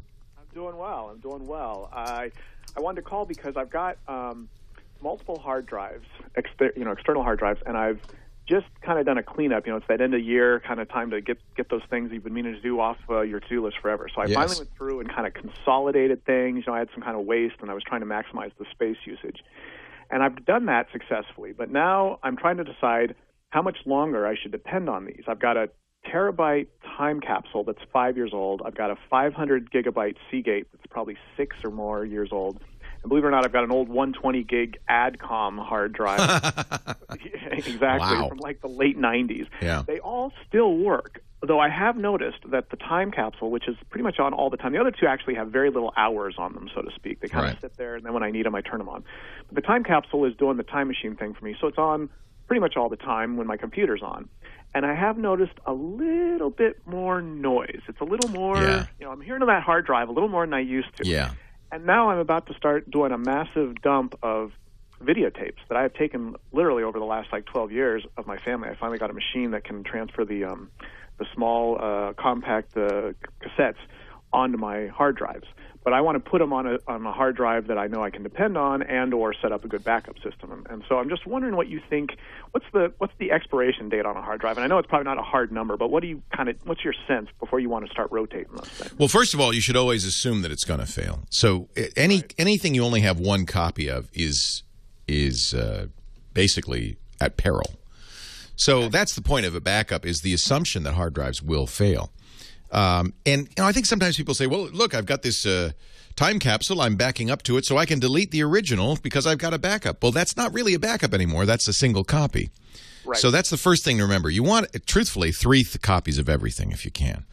But to answer your specific question, of course, you don't know. Some hard drives go forever. Some hard drives don't go very long at all. The best information I've ever seen came from Google a few years ago. In fact, if you search for Google hard drive study, you'll find this. Failure trends in a large disk drive population. It was published at the 5th Usenix Conference on File and Storage Technologies in 2007.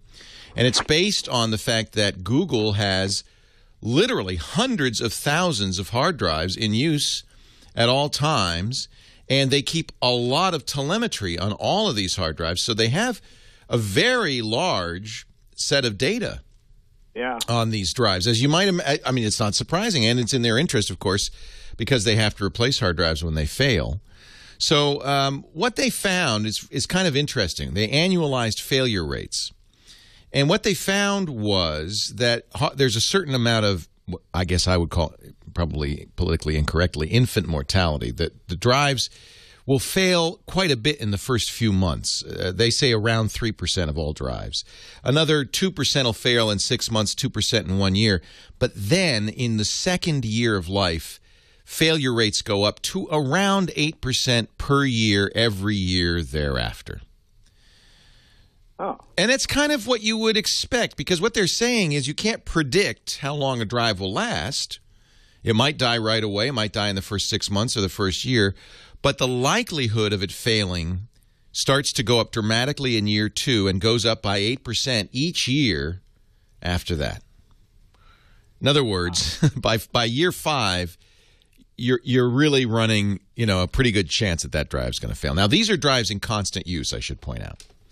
So that's part of it as well. If you took data, put it on a hard drive, and put that hard drive aside, as long as it was stored correctly, the chances are pretty good that drive would be operable, within 5 to 10 years.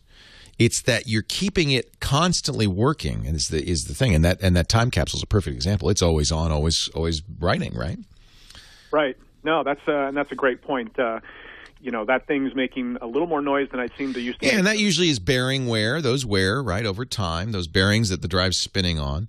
The other thing that drives get noisy in a way that may be a little unexpected, all drives have bad sectors. Drives also get sectors that start to fail. And when a sector becomes hard to read, not unreadable, but hard to read, the drive will labor a little bit. And you'll hear more as the drive is trying to read that sector. It may try to read it a couple of times, 3 times, 4 times. Eventually, it'll give up. So there are 2 different kinds of noises. One is bearing failure. That tends to say, or wear. It sounds a little more rattly. The other one is a little bit, and it's maybe hard to tell unless you put your ear right on the drive. But in both cases, that's signs that the drive is struggling a little bit. Right. All right. And one other thing I was going to mention is I wanted to see if I could get your help. You helped me last spring with a little litmus test of my website. I mentioned the name when I was on with you guys, and of course, you want me to bring your site down again? Okay, let's try it. I've got it on, exactly. I've got it on a new server. We've kind of made it a little more robust and added a lot of enhancements since last March when I talked to you. So I was going to see if you could help me. Sure. Tell me the site name. We'll see if we can bring it down. Sure. Ready? The site's name, you might remember this. The site's name is TotalCarScore.com. How's that doing, by the way? I loved the idea of the business. Right. It's doing well. You know, we're getting a lot of play. You know, the media seems to. You compile reviews from a variety of sources and give the car a score. Is that it? Exactly. Rotten Tomatoes for cars. And, that's the elevator pitch, and that's a good name for it. Boy, you really if it's well executed. This should be a no-brainer. In fact, I would expect Google to come snap you up. Yeah, well, it's doing really well for us. You know, we added some enhancements that I think really helped it in the last month, where we put some color coding on the scoring, and we put some ratings for the scores. You know, how good is the car, recommended, or is it average, or is it below average? So it's just that much quicker to see, oh, this car is one of the best ones, or, you know, it's not one of the best ones. And then we added a homepage player that features the various road tests and comparison tests we've done recently. You know, in the last month I was in the Viper and I was in the Vanquish. You know, you got a good gig. Yeah. So, you know, it's a lot of fun. Doing the site's fun, and it seems to be, you know, really, really doing well. And we're just... All right, well, everybody try to bring it down. TotalCarScore.com. TotalCarScore.com. Seems so far to be pretty robust. I've been clicking around. It's nice and fast. Carl, good luck with it. I love this idea. I remember talking to you last year, and I think we brought it down at the time, and it seems like we can't do that. So that's good. I guess he's using Amazon. Yeah, it's hard to bring Amazon down. TotalCarScore.com. Good luck, Carl.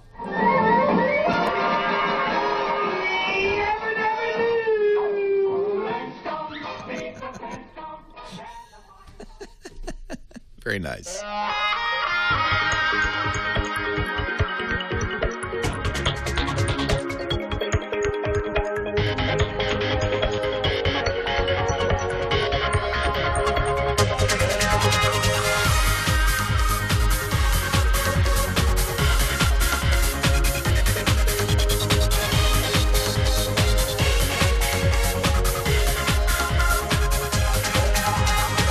Well, hey, welcome. Leo Laporte here, the tech guy. It's time to talk about computers and the internet, cell phones and camcorders, digital photography, home theater, and all that jazz. Anything with a chip in it.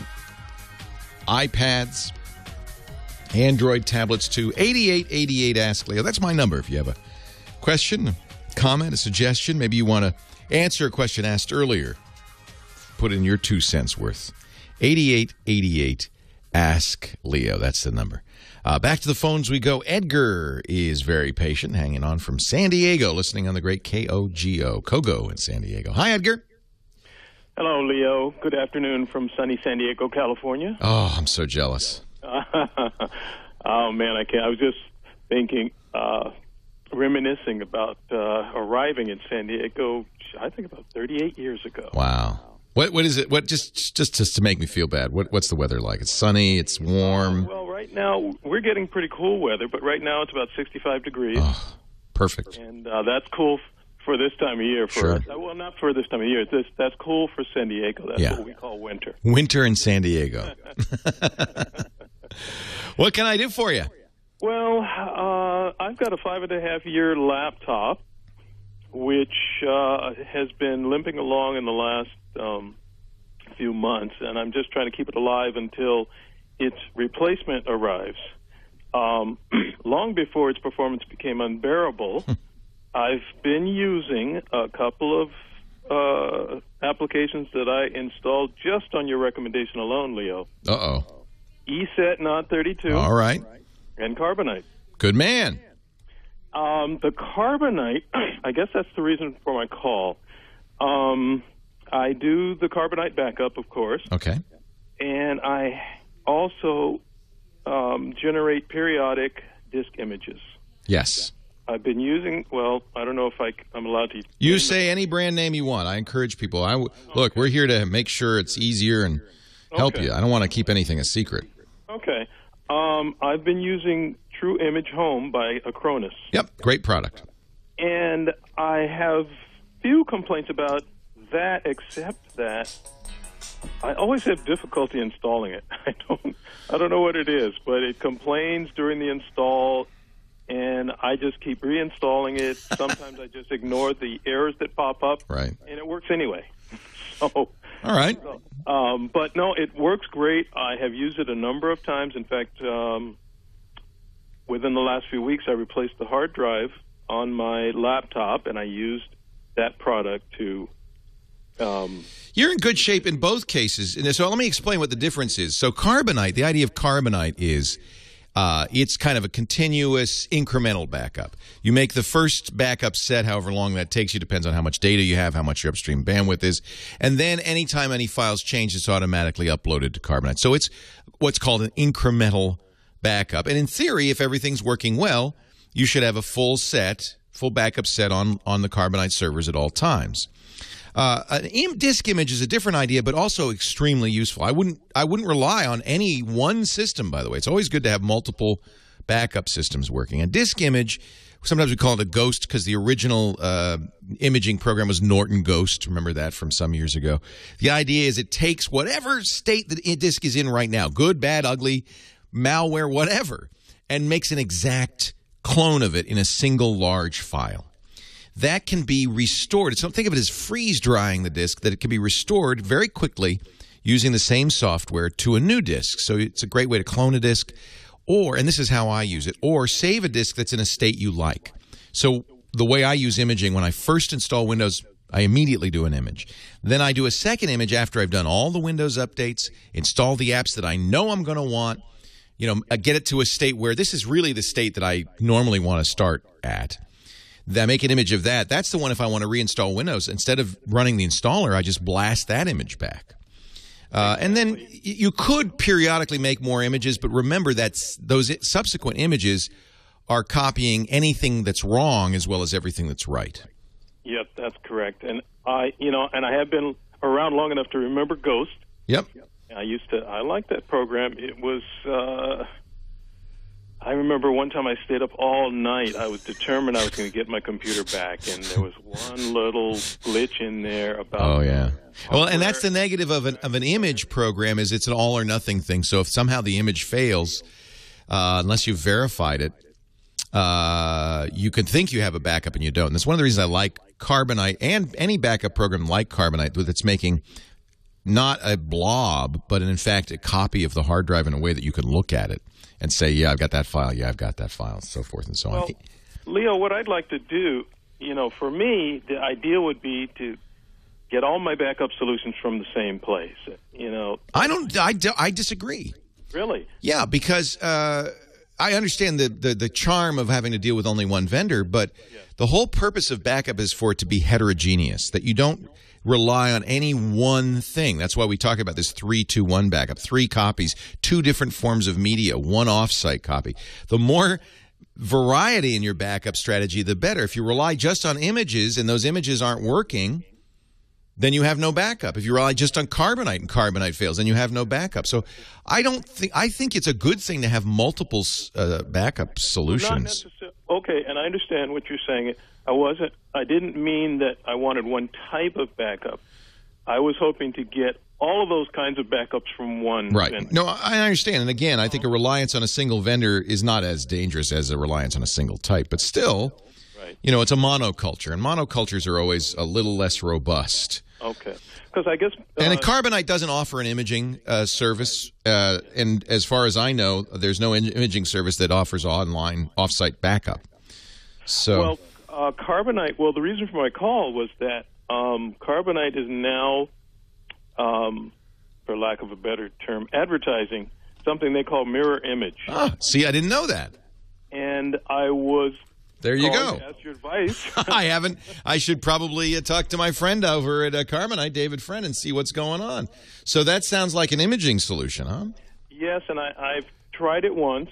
I'm having some problems, and unfortunately, Leo, I don't know whether the problems I'm having are due to the age of my computer or whether it's something else. Yeah, well, I'll tell you one thing. I don't like the idea of making an image over the internet. There's just too many things that can go wrong. Oh no, it does a local. It does. It's local. To your local Okay. drive. Okay. So you can hook up a USB. Yeah, I'm just not familiar with that, so I would take a look at it. But there are so many great imaging programs. If you don't like Acronis or you have weird problems installing it, easeus.com, EASEUS.com has a free imaging program that's good. Clonezilla is an open source imaging program, a little harder to use, but because it's actually a bootable disk, it's a great way to do an image because it's kind of not part of Windows. Okay. Clonezilla.com. I think it's fine to get it from a variety of sources. What if, God forbid, because I love them, but what if Carbonite suddenly decided to call it throw in the towel? Yes. Right? And I just want something that works. Heterogeneity in backup is a good thing. Yes. Now, you said EASEUS, EASEUS.com, Clonezilla.com, DriveSnapshot.de. These are all excellent imaging programs. I think that probably Clonezilla, because it's free, would be the first to start with. Okay. Acronis is not. Acronis is very good. I've recommended it for years. And it's relatively... It's reasonably. Yeah, it's not horribly expensive, and for something like this, it's foolish to say, "Well, I'm only going to do free things." This is so important that you don't want to mess around. But many people in our chat room love Clonezilla. It's harder to use. Okay. It's because you have to, it's kind of Linux, but it has some advantages. On the Mac, by the way, and Web 2043, you're absolutely right in our chat room, says, on the Mac, super duper, and I highly agree. It's a great backup and cloning solution. There are a lot of ways to do this. Edgar, I'm really impressed, though. You're clearly on the right track. You're asking the right questions. You want to have a good backup, especially when that new computer comes so you can restore quickly. Leo Laporte, the tech guy. So I tried talking loud, Joe, and that didn't seem to make any difference. My level had nothing to do with it. Yeah. Your level is the same place all the time now. Now because of the Omnia, it's the same. Yeah. Okay. Take a little trip down south next. You're pretty sure it's not here at this point, right? You've done all the testing, that node tester and all that. Yeah. Good. All right. Joe Talbot's here from the great folks at Telos, who've really bent over backwards, and I'm so grateful to you guys. We love our Axia system. We're totally a Telos shop at this point with the Zephyrs and the Axia and everything. So that's one thing about singles. Go ahead, you can get it. I'm talking to the people now. What is that phone? You've got that old Nokia N90. That's the old hacker phone. Wow, that's a great phone. I loved that phone. What should I get next? I haven't seen that in years. I know. I had this phone. It's one of the greatest phones ever. I thought so too. The N95. Look at that, and it slides. Love this phone. Ha! I wouldn't get a new phone. That's geek cred you got on that one. EAC was the first one. Yeah, that's an awesome phone. I have my N95 somewhere. Look what Nokia did, though. Oh, I know. It's so sad. They blew it. They blew it. I don't know. I would get an Android phone. This is what I like, is the Galaxy Note. Now, it's a lot bigger, but it's thinner. And in some ways, it's probably lighter than what you got. Not much heavier anyway. Yeah. It's Android, latest Android. It's a 1280 by 720 screen, 5.5 inches, so it's very easy to use. It's really a computer screen, basically. So I happen to like it a lot. But here's an interesting bug. This is a Google bug. What is a giraffe? A large African mammal giraffe, a Camelopardalis, family Giraffidae with a very long neck and 4 legs, having a coat pattern. He now praises the iPad. Really? So the text it's reading ends with, he has a coat patterned with ellipsis, but for some reason the speech recognition then says he now praises the iPad. So it's a buffer. It's obviously an overflow, and that's some extra text in there. Isn't that hysterical? Oh, this is interesting. So apparently it's a bug. They're saying in the chat room, Google's text-to-speech inserts stuff in weird places. If you click the speaker icon in the English version of this, you get lots of extra speech. Huh. What is it? Condemned videos. Let me see. What should I ask it? Condemned video filled with. Oh, that's a translation. So if I click the speaker icon...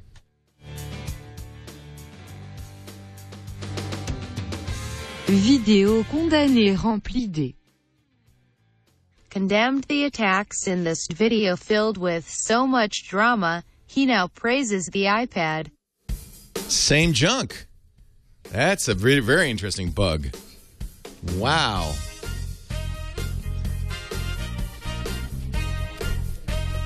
Yes. Vegas Cabbie. I don't know his real name. I should.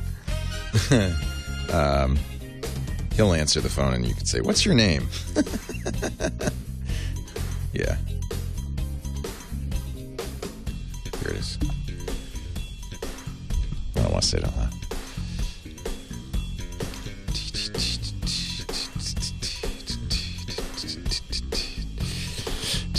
He now praises the iPad.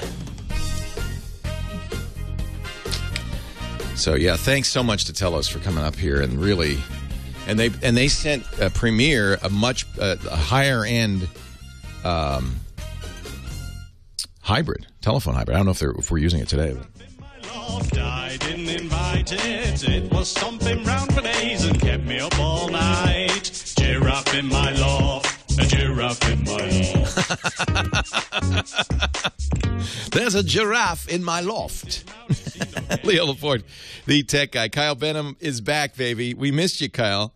It's good to have this strange music back. Kyle Benham, our musical director, back from vacation. He's referring to something actually I was talking about in the break. This is a weird bug somebody told me about on Google. I guess it's on Google Now. G. Byers said, ask Google now what is a giraffe, and you get a strange bug. So we're going to try it. You want to try it? All right. The Google Now is basically Google voice search. And I don't know if this works with voice search elsewhere, but let's try it here. I'm going to press this text-to-speech button. What is a giraffe? And now it'll answer. African mammal giraffe, Camelopardalis, family Giraffidae with a very long neck and 4 legs, having a coat pattern. He now praises the iPad. What? So it's kind of Google's version of Siri, right? So it found a definition of giraffe. I said, what is a giraffe? And it started reading it to me. Then the definition, the text on the screen ends with having a coat patterned with, and then an ellipsis. I guess there's more, but they don't include it in the excerpt. Then for some reason, Google Voice just sticks in, he now praises the iPad. By the way, this is on a Galaxy Note. I don't think Google really... So it's clearly a bug. It's clearly a bug. The same thing happens if you go to Google Translate and you ask it to translate the English phrase condemned video filled with. It does the translation properly on the text side, but if you play the English version back, it sticks some text in. Remember, I've just typed in condemned video filled with. Condemned the attacks in this video filled with so much drama. He now praises the iPad. And the same weird glitch. Skynet is clearly involved here. Skynet has gone crazy. 8888 ask Leo.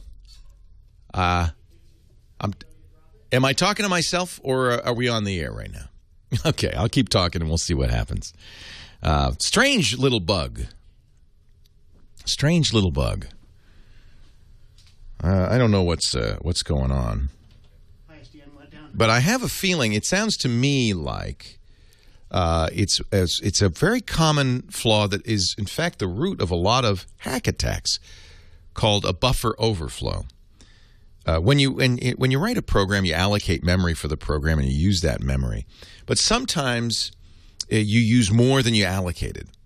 You overflow that memory area. And what's outside the memory area is kind of undefined, is random. And hackers can use this by putting code in that undefined area and getting you to execute it. In this case, it sounds like we've got a text-to-speech buffer reading more than it's supposed to, reading on into memory where the same thing is stored over and over again. Something about using an iPad. Very strange. Desogi says in our chat room, maybe now praise the iPad as an inline ad that the robot ends up reading. I don't think so. I don't think so. I think it sounds like it's some sort of buffer overflow. It doesn't sound like... here, I'll play it again. So the typed text that it's going to try to read here is condemned video filled with...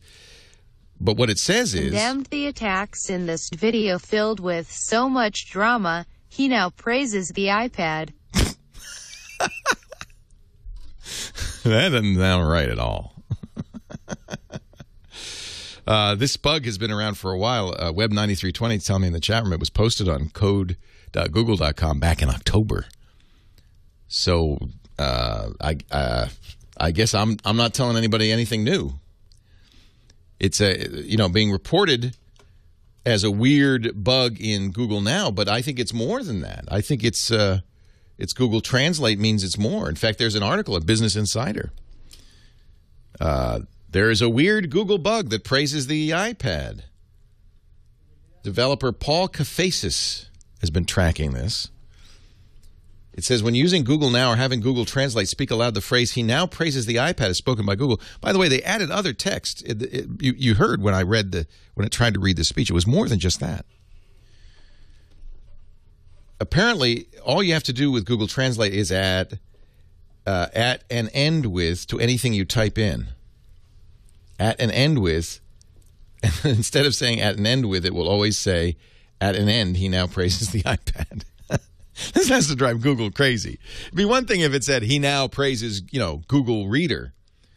He now praises Google Plus, they'd be thrilled. But he now praises the iPad. That's got to bug Google no end.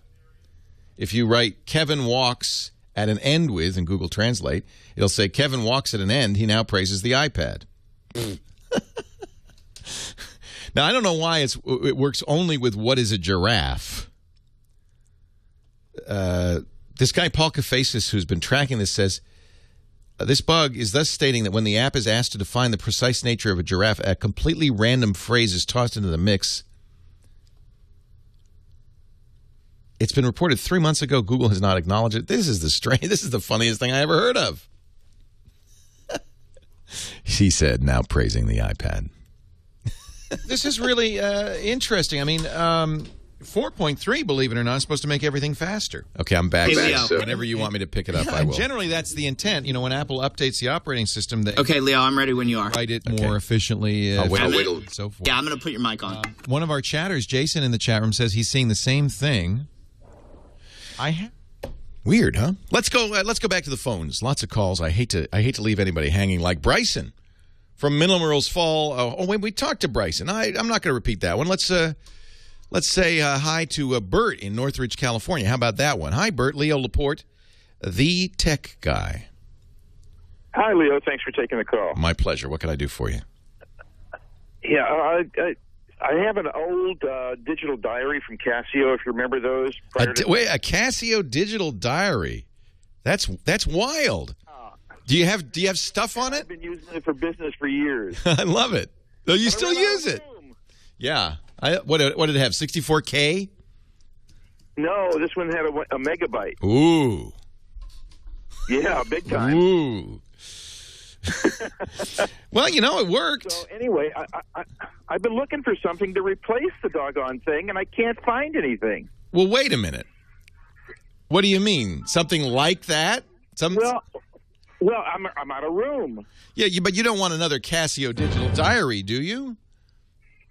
Or something like it, something that'll do the same. How about a smartphone? Would a smartphone be adequate, or is that not enough for you? No, not really, because I want something that I can use separately from the smartphone that I use for business to look up customer contacts. And the main thing is the wildcard search that the digital diary had. In other words, if I'm looking for customers just in Arizona, I can put in AZ, and only my Arizona accounts will show up. Yeah, that's not too hard to do on a smartphone as well. For instance, chat room suggesting, I agree, there's a program called Evernote that will work on your computer. It works on everything. Every smartphone made, and it has those kinds of searches. It's a kind of a free-form database, and what's nice is it syncs. So you can put the data in on your desktop and then have it be on your smartphone. Even your iPod Touch would work. Leo Laporte, the tech guy. Mary Jane from Melrose Park, PA. You're next. Leo Laporte, the tech guy. Hi, Mary Jane. Hi, nice to talk to you, Leo. Nice to talk to you. Thanks for calling. Thank you. I think you may know my nephew in Menlo Park, Stephen Schwarzenegger. Oh, what does he do? Well, he's retired right now. He used to work for Cisco Systems. Oh, that's neat. That's really neat. Yeah, but he recommends you highly. So, isn't that kind of him? For a while. Well, thank you. Thank him. My question is about my brand new Samsung Galaxy Note 2. How do you like it?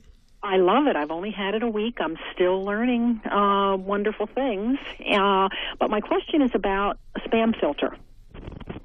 Do I need one? Do you recommend one? Well, you don't run it on the phone. Who provides your email? Comcast. Okay. And I use Outlook. And you use Outlook with Comcast. Right. So, generally speaking, what you want to do is have the email filtered at the source, at the Comcast, and then what email is picked up by your phone is already filtered. It wouldn't make sense to have a spam filter on the phone. Okay. All right. Because I seem to be getting a lot. I don't get it on my computer. It goes right into my junk mail. I see what's happening. I get it. So on my Galaxy Note. So because you don't have that same folder on the Galaxy Note, you're getting all that stuff. Yeah. Yeah, I get what you're saying. What you really want to do is get rid of the spam and have it just not appear at all. One of the things, it's funny, we don't talk about spam much anymore because most people have moved to online email programs, particularly Gmail, Google's mail, that have such good spam filtering that it just doesn't come up anymore. Yeah, I do have a Gmail account. But I would use your Gmail account's going to work best with your Android device anyway. Okay. And if you used Gmail, what you can do is have Gmail pick up your mail from Comcast. Right. And so everything goes into the Gmail box. And then Gmail has excellent anti-spam filtering. If you get a spam message on Gmail, you just say, hey, this was spam. And from then on, it'll be smart enough not to get that spam anymore. What Google does that makes it so effective is something called collaborative spam filtering. Based on the millions of people who use Google Mail and people saying, hey, that was spam, they've got they've got humans, in effect, doing the spam filtering. Okay. And it really is better than any software solution I know of. So I would say use your Gmail as your primary mail account. Have it pick up the Comcast mail. Okay. All right. And I think you'll be happiest with that solution on your Android device. Okay, sounds like a and plan. Say hi to Stephen for me.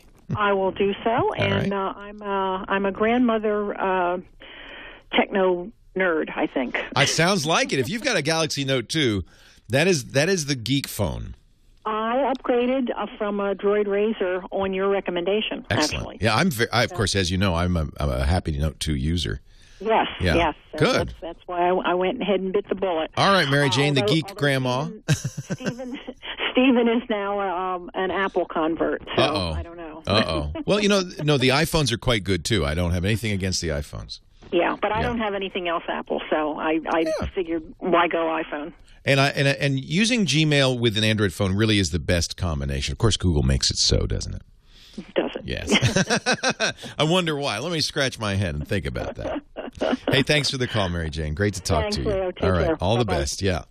Yeah, in general, if you're using Android, just as if you're using Windows Phone, you want to use Windows Live and the Windows services. And if you're using an iPhone, it works with everything, but, you kind of works best with Apple stuff. Similarly, if you're using an Android phone, Android is a operating system that's kind of sponsored by Google. They don't sell it, interestingly enough. They offer it for free to phone manufacturers. But if you're using Android, it just seems to work best with Google. In fact, one of the interesting points that I hadn't really thought about, one of our chatters said that because Android supports a special email protocol that works with Gmail, it's actually going to use less battery life. I didn't know that with the Gmail push. So that's actually a compelling reason. You get better battery life. Interesting. Mike in Fullerton, California. Leo Laporte, the tech guy. Hi, Mike. Hi, Leo. Hey, we go back to the C-band Tech TV days with you. C-band. Oh, man, when we started, it was ZDTV back in those days. When we started it, ZDTV? Yeah, we weren't on any cable networks, and so our earliest viewers were getting us from the satellite directly via those big C-band dishes. That's what I had. Man, that rocks. That was a question and a quick comment. Yes. What's the best way to manage your photos on an iPhone 4S? Seems like I have duplicate photos everywhere, and I can't seem to get rid of them. Or and then some of this is PhotoStream. Because of the way Apple does it, only Apple really has full access to that camera roll. So really, the best solutions are going to be Apple solutions. I would spend the $5 on their iPhoto for the iPhone. Really? I love it, and it has very good organizational capabilities. No third party can do what it does because third parties have very limited access to the camera store. Okay. That's why programs like Camera Plus, which is a great photo app, shoots. Yeah, it shoots to its own roll, right? Because it can't. And then if you wanted to, you could save it out to the camera roll. But it doesn't have that same fluid interaction that only Apple can do, because Apple doesn't give third-party developers access. So the iPhone. I like iPhone. It's $5. It's not for taking pictures. It's for doing what you want to do, essentially managing them. Okay. I've been looking at it, but I guess my $10 gift card for Christmas will buy. There you go. That's one. Now you can buy something else too. My comment is, why can't Apple come up? I'm sure you remember the Trio 300s. Why can't they come up with a drop-down window to help manage your contacts? Wouldn't that be a nice way to do it? Like, so, for instance, you want to put all your restaurant. Well, have a box to check that it's a restaurant, and it goes into a category with restaurants. Or you have a category with everything, See, this is related to the previous question, because Apple doesn't give third parties full access to your contacts. So it would be a simple thing for somebody to write a program that would be better managing your contacts, but they can't. They can only import your contacts and then manage it from there. Why can't Apple come up with something? Well, then that's the real question, and that's just Apple doesn't, it should be operating system level. I agree, just like the Trio. You were familiar with what I'm saying? Oh, yeah. From the Trio 300s? I would look at, there's a new program that I've been using on the Macintosh called CoBook. They just released an iPhone version, and I found it to be a very smart address book. CoBook? CoBook. It's free on the iPhone. Okay. I haven't used it much, but I do use it on the desktop, and I find it to be the smartest phone book app there is, because it uses categories, but uses hashtags as categories. So it's. I've come across restaurants that I like in different states. Right. And if I go to a state and I will try to remember the name of the restaurant. Right. So what you would do with that entry is you'd hashtag restaurant and then hashtag the state. So hashtag restaurant, hashtag Arizona, and then you could search that way. What I've done is I put AZ / hyphen and then the name of the restaurant. So when I go to Arizona, I can just type in AZ in the contacts, and all the restaurants in Arizona will pop up. Yeah, you could do this, except that you would use hashtags to do the same thing, so it wouldn't pollute the content stream. It would just be it's a very advanced way of categorizing. Leo Laporte, the tech guy, the Gizwiz, right after this. I think this is a really spectacular way of handling address books.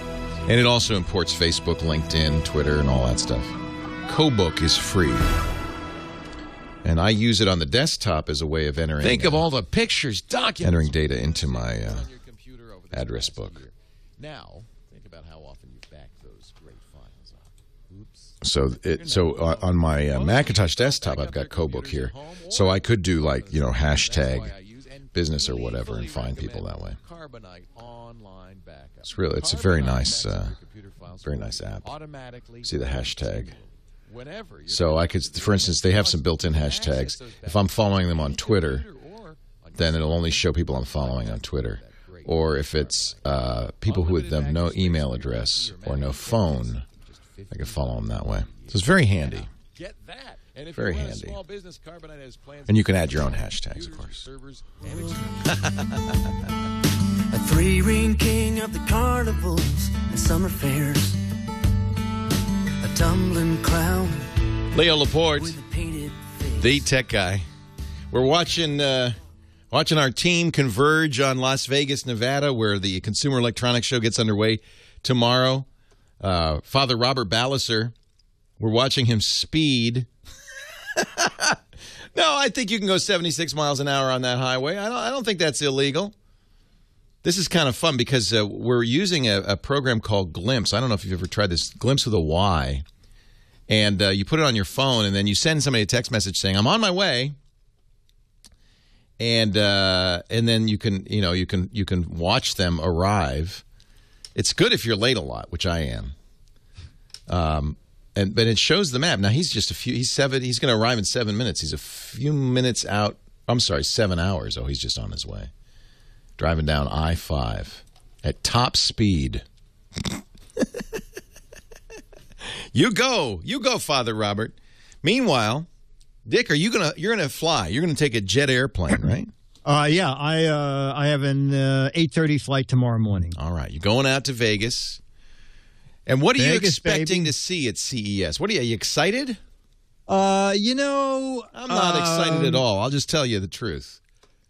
No, I am excited. I go looking for the crap downstairs. Yeah, but I mean, I want to go upstairs. LG.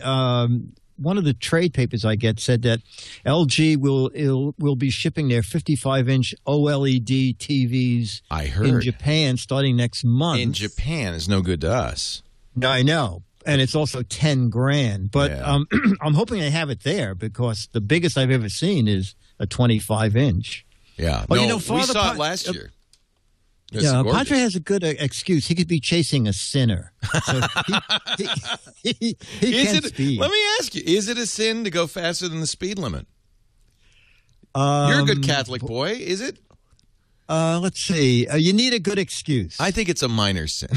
It's a minor sin, you know? Oh, he's slowing down now. He must be listening. He stopped. He stopped. Oh, he's kneeling by the side of the road. This is amazing. You can actually see this on Glimpse. It's incredible. That is so funny. Anyway, CES is fun. It's just crazy. I mean, we're trying to get a car right now, and there's no cars available. 150,000 people. Taxi lines are hours. You can't get around. The logistics are a nightmare. And there's thousands and thousands of products, so it's hard to see everything.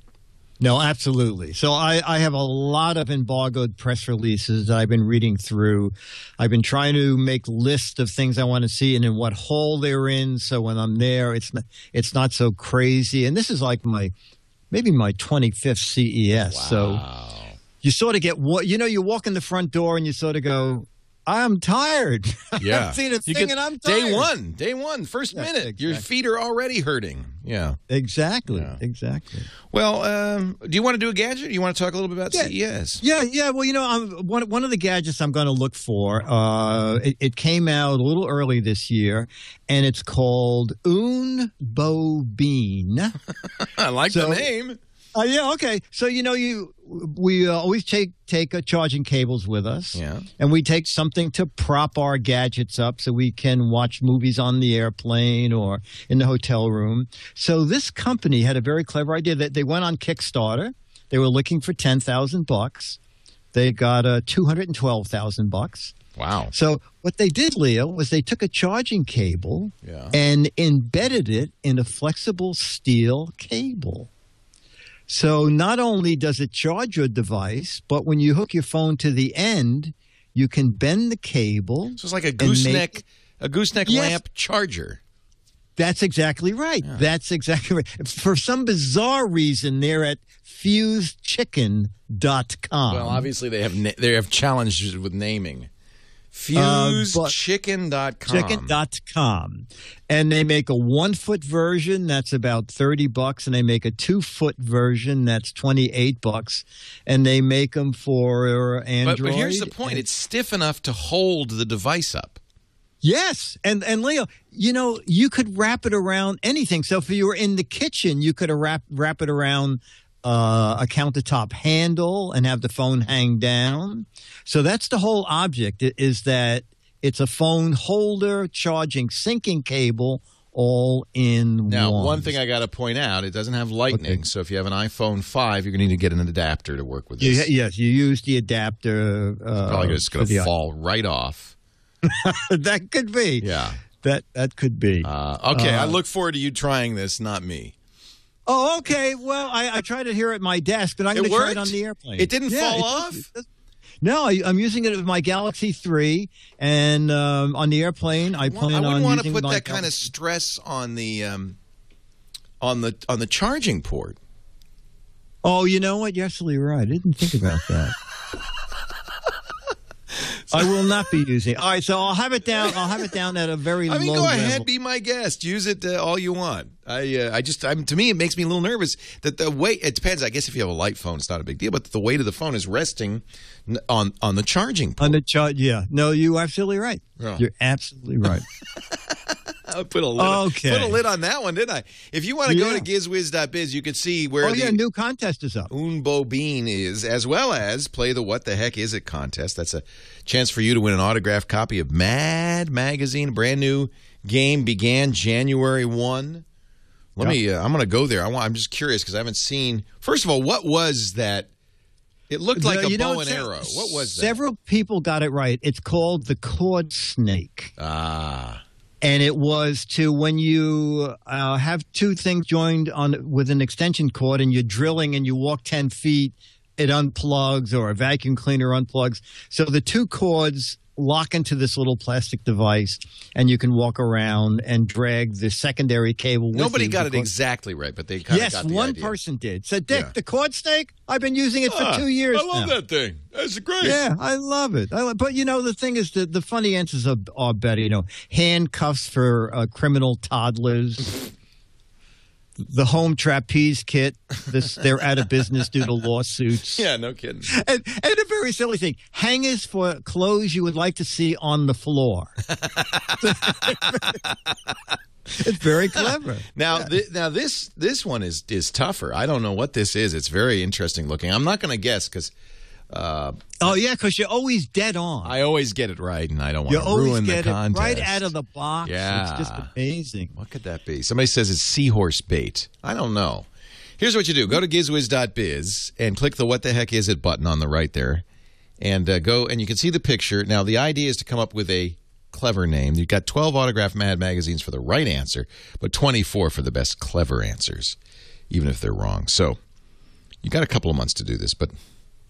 This is interesting. This one's really interesting. It is completely not obvious. It looks like it might be a magnetic dart with a clothespin on the back or something. I don't know. It's a mystery. He gets so close. It worries me. When he takes these wild guess, my heart's in my mouth. Anyway, what the heck is it? Gizwiz.biz, and we will see you at CES. Actually, if you stay tuned, folks, we're going to do a special edition of the Gizwiz show right after the radio show on our podcast network, TWiT.tv. Dick will talk about his CES preview. And then next week, we'll see what you liked. Perfect. Right. Thanks, Dick. Perfect. I'll see you then. I'll be here. And I'm headed out to CES tomorrow night. I will be at the New Media Expo and Blog. We're doing a keynote there on Monday. If you're at the New Media Expo, please stop by. If you're going out to Vegas for CES, if you go to the Tech Guy Labs site, techguylabs.com, we've got a 20% off coupon for you for New Media Expo. I'd love to see you there on Monday night. Podcast Awards.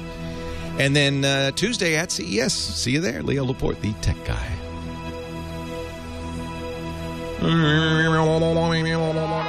Well, that's it for the Tech Guy Show for today. I'm Leo Laporte. Thank you so much for joining us. Don't forget, the Tech Guy is just the tip of the iceberg.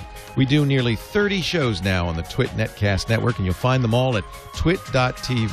We talk about Windows on Windows Weekly, Macintosh on MacBreak Weekly, iPad on iPad Today. You get your daily dose of tech news from Tech News Today, and our weekly roundtable show, This Week in Tech. It's all at twit.tv. And I'll be back next time with another great Tech Guy podcast. Thanks for joining me. See you next time.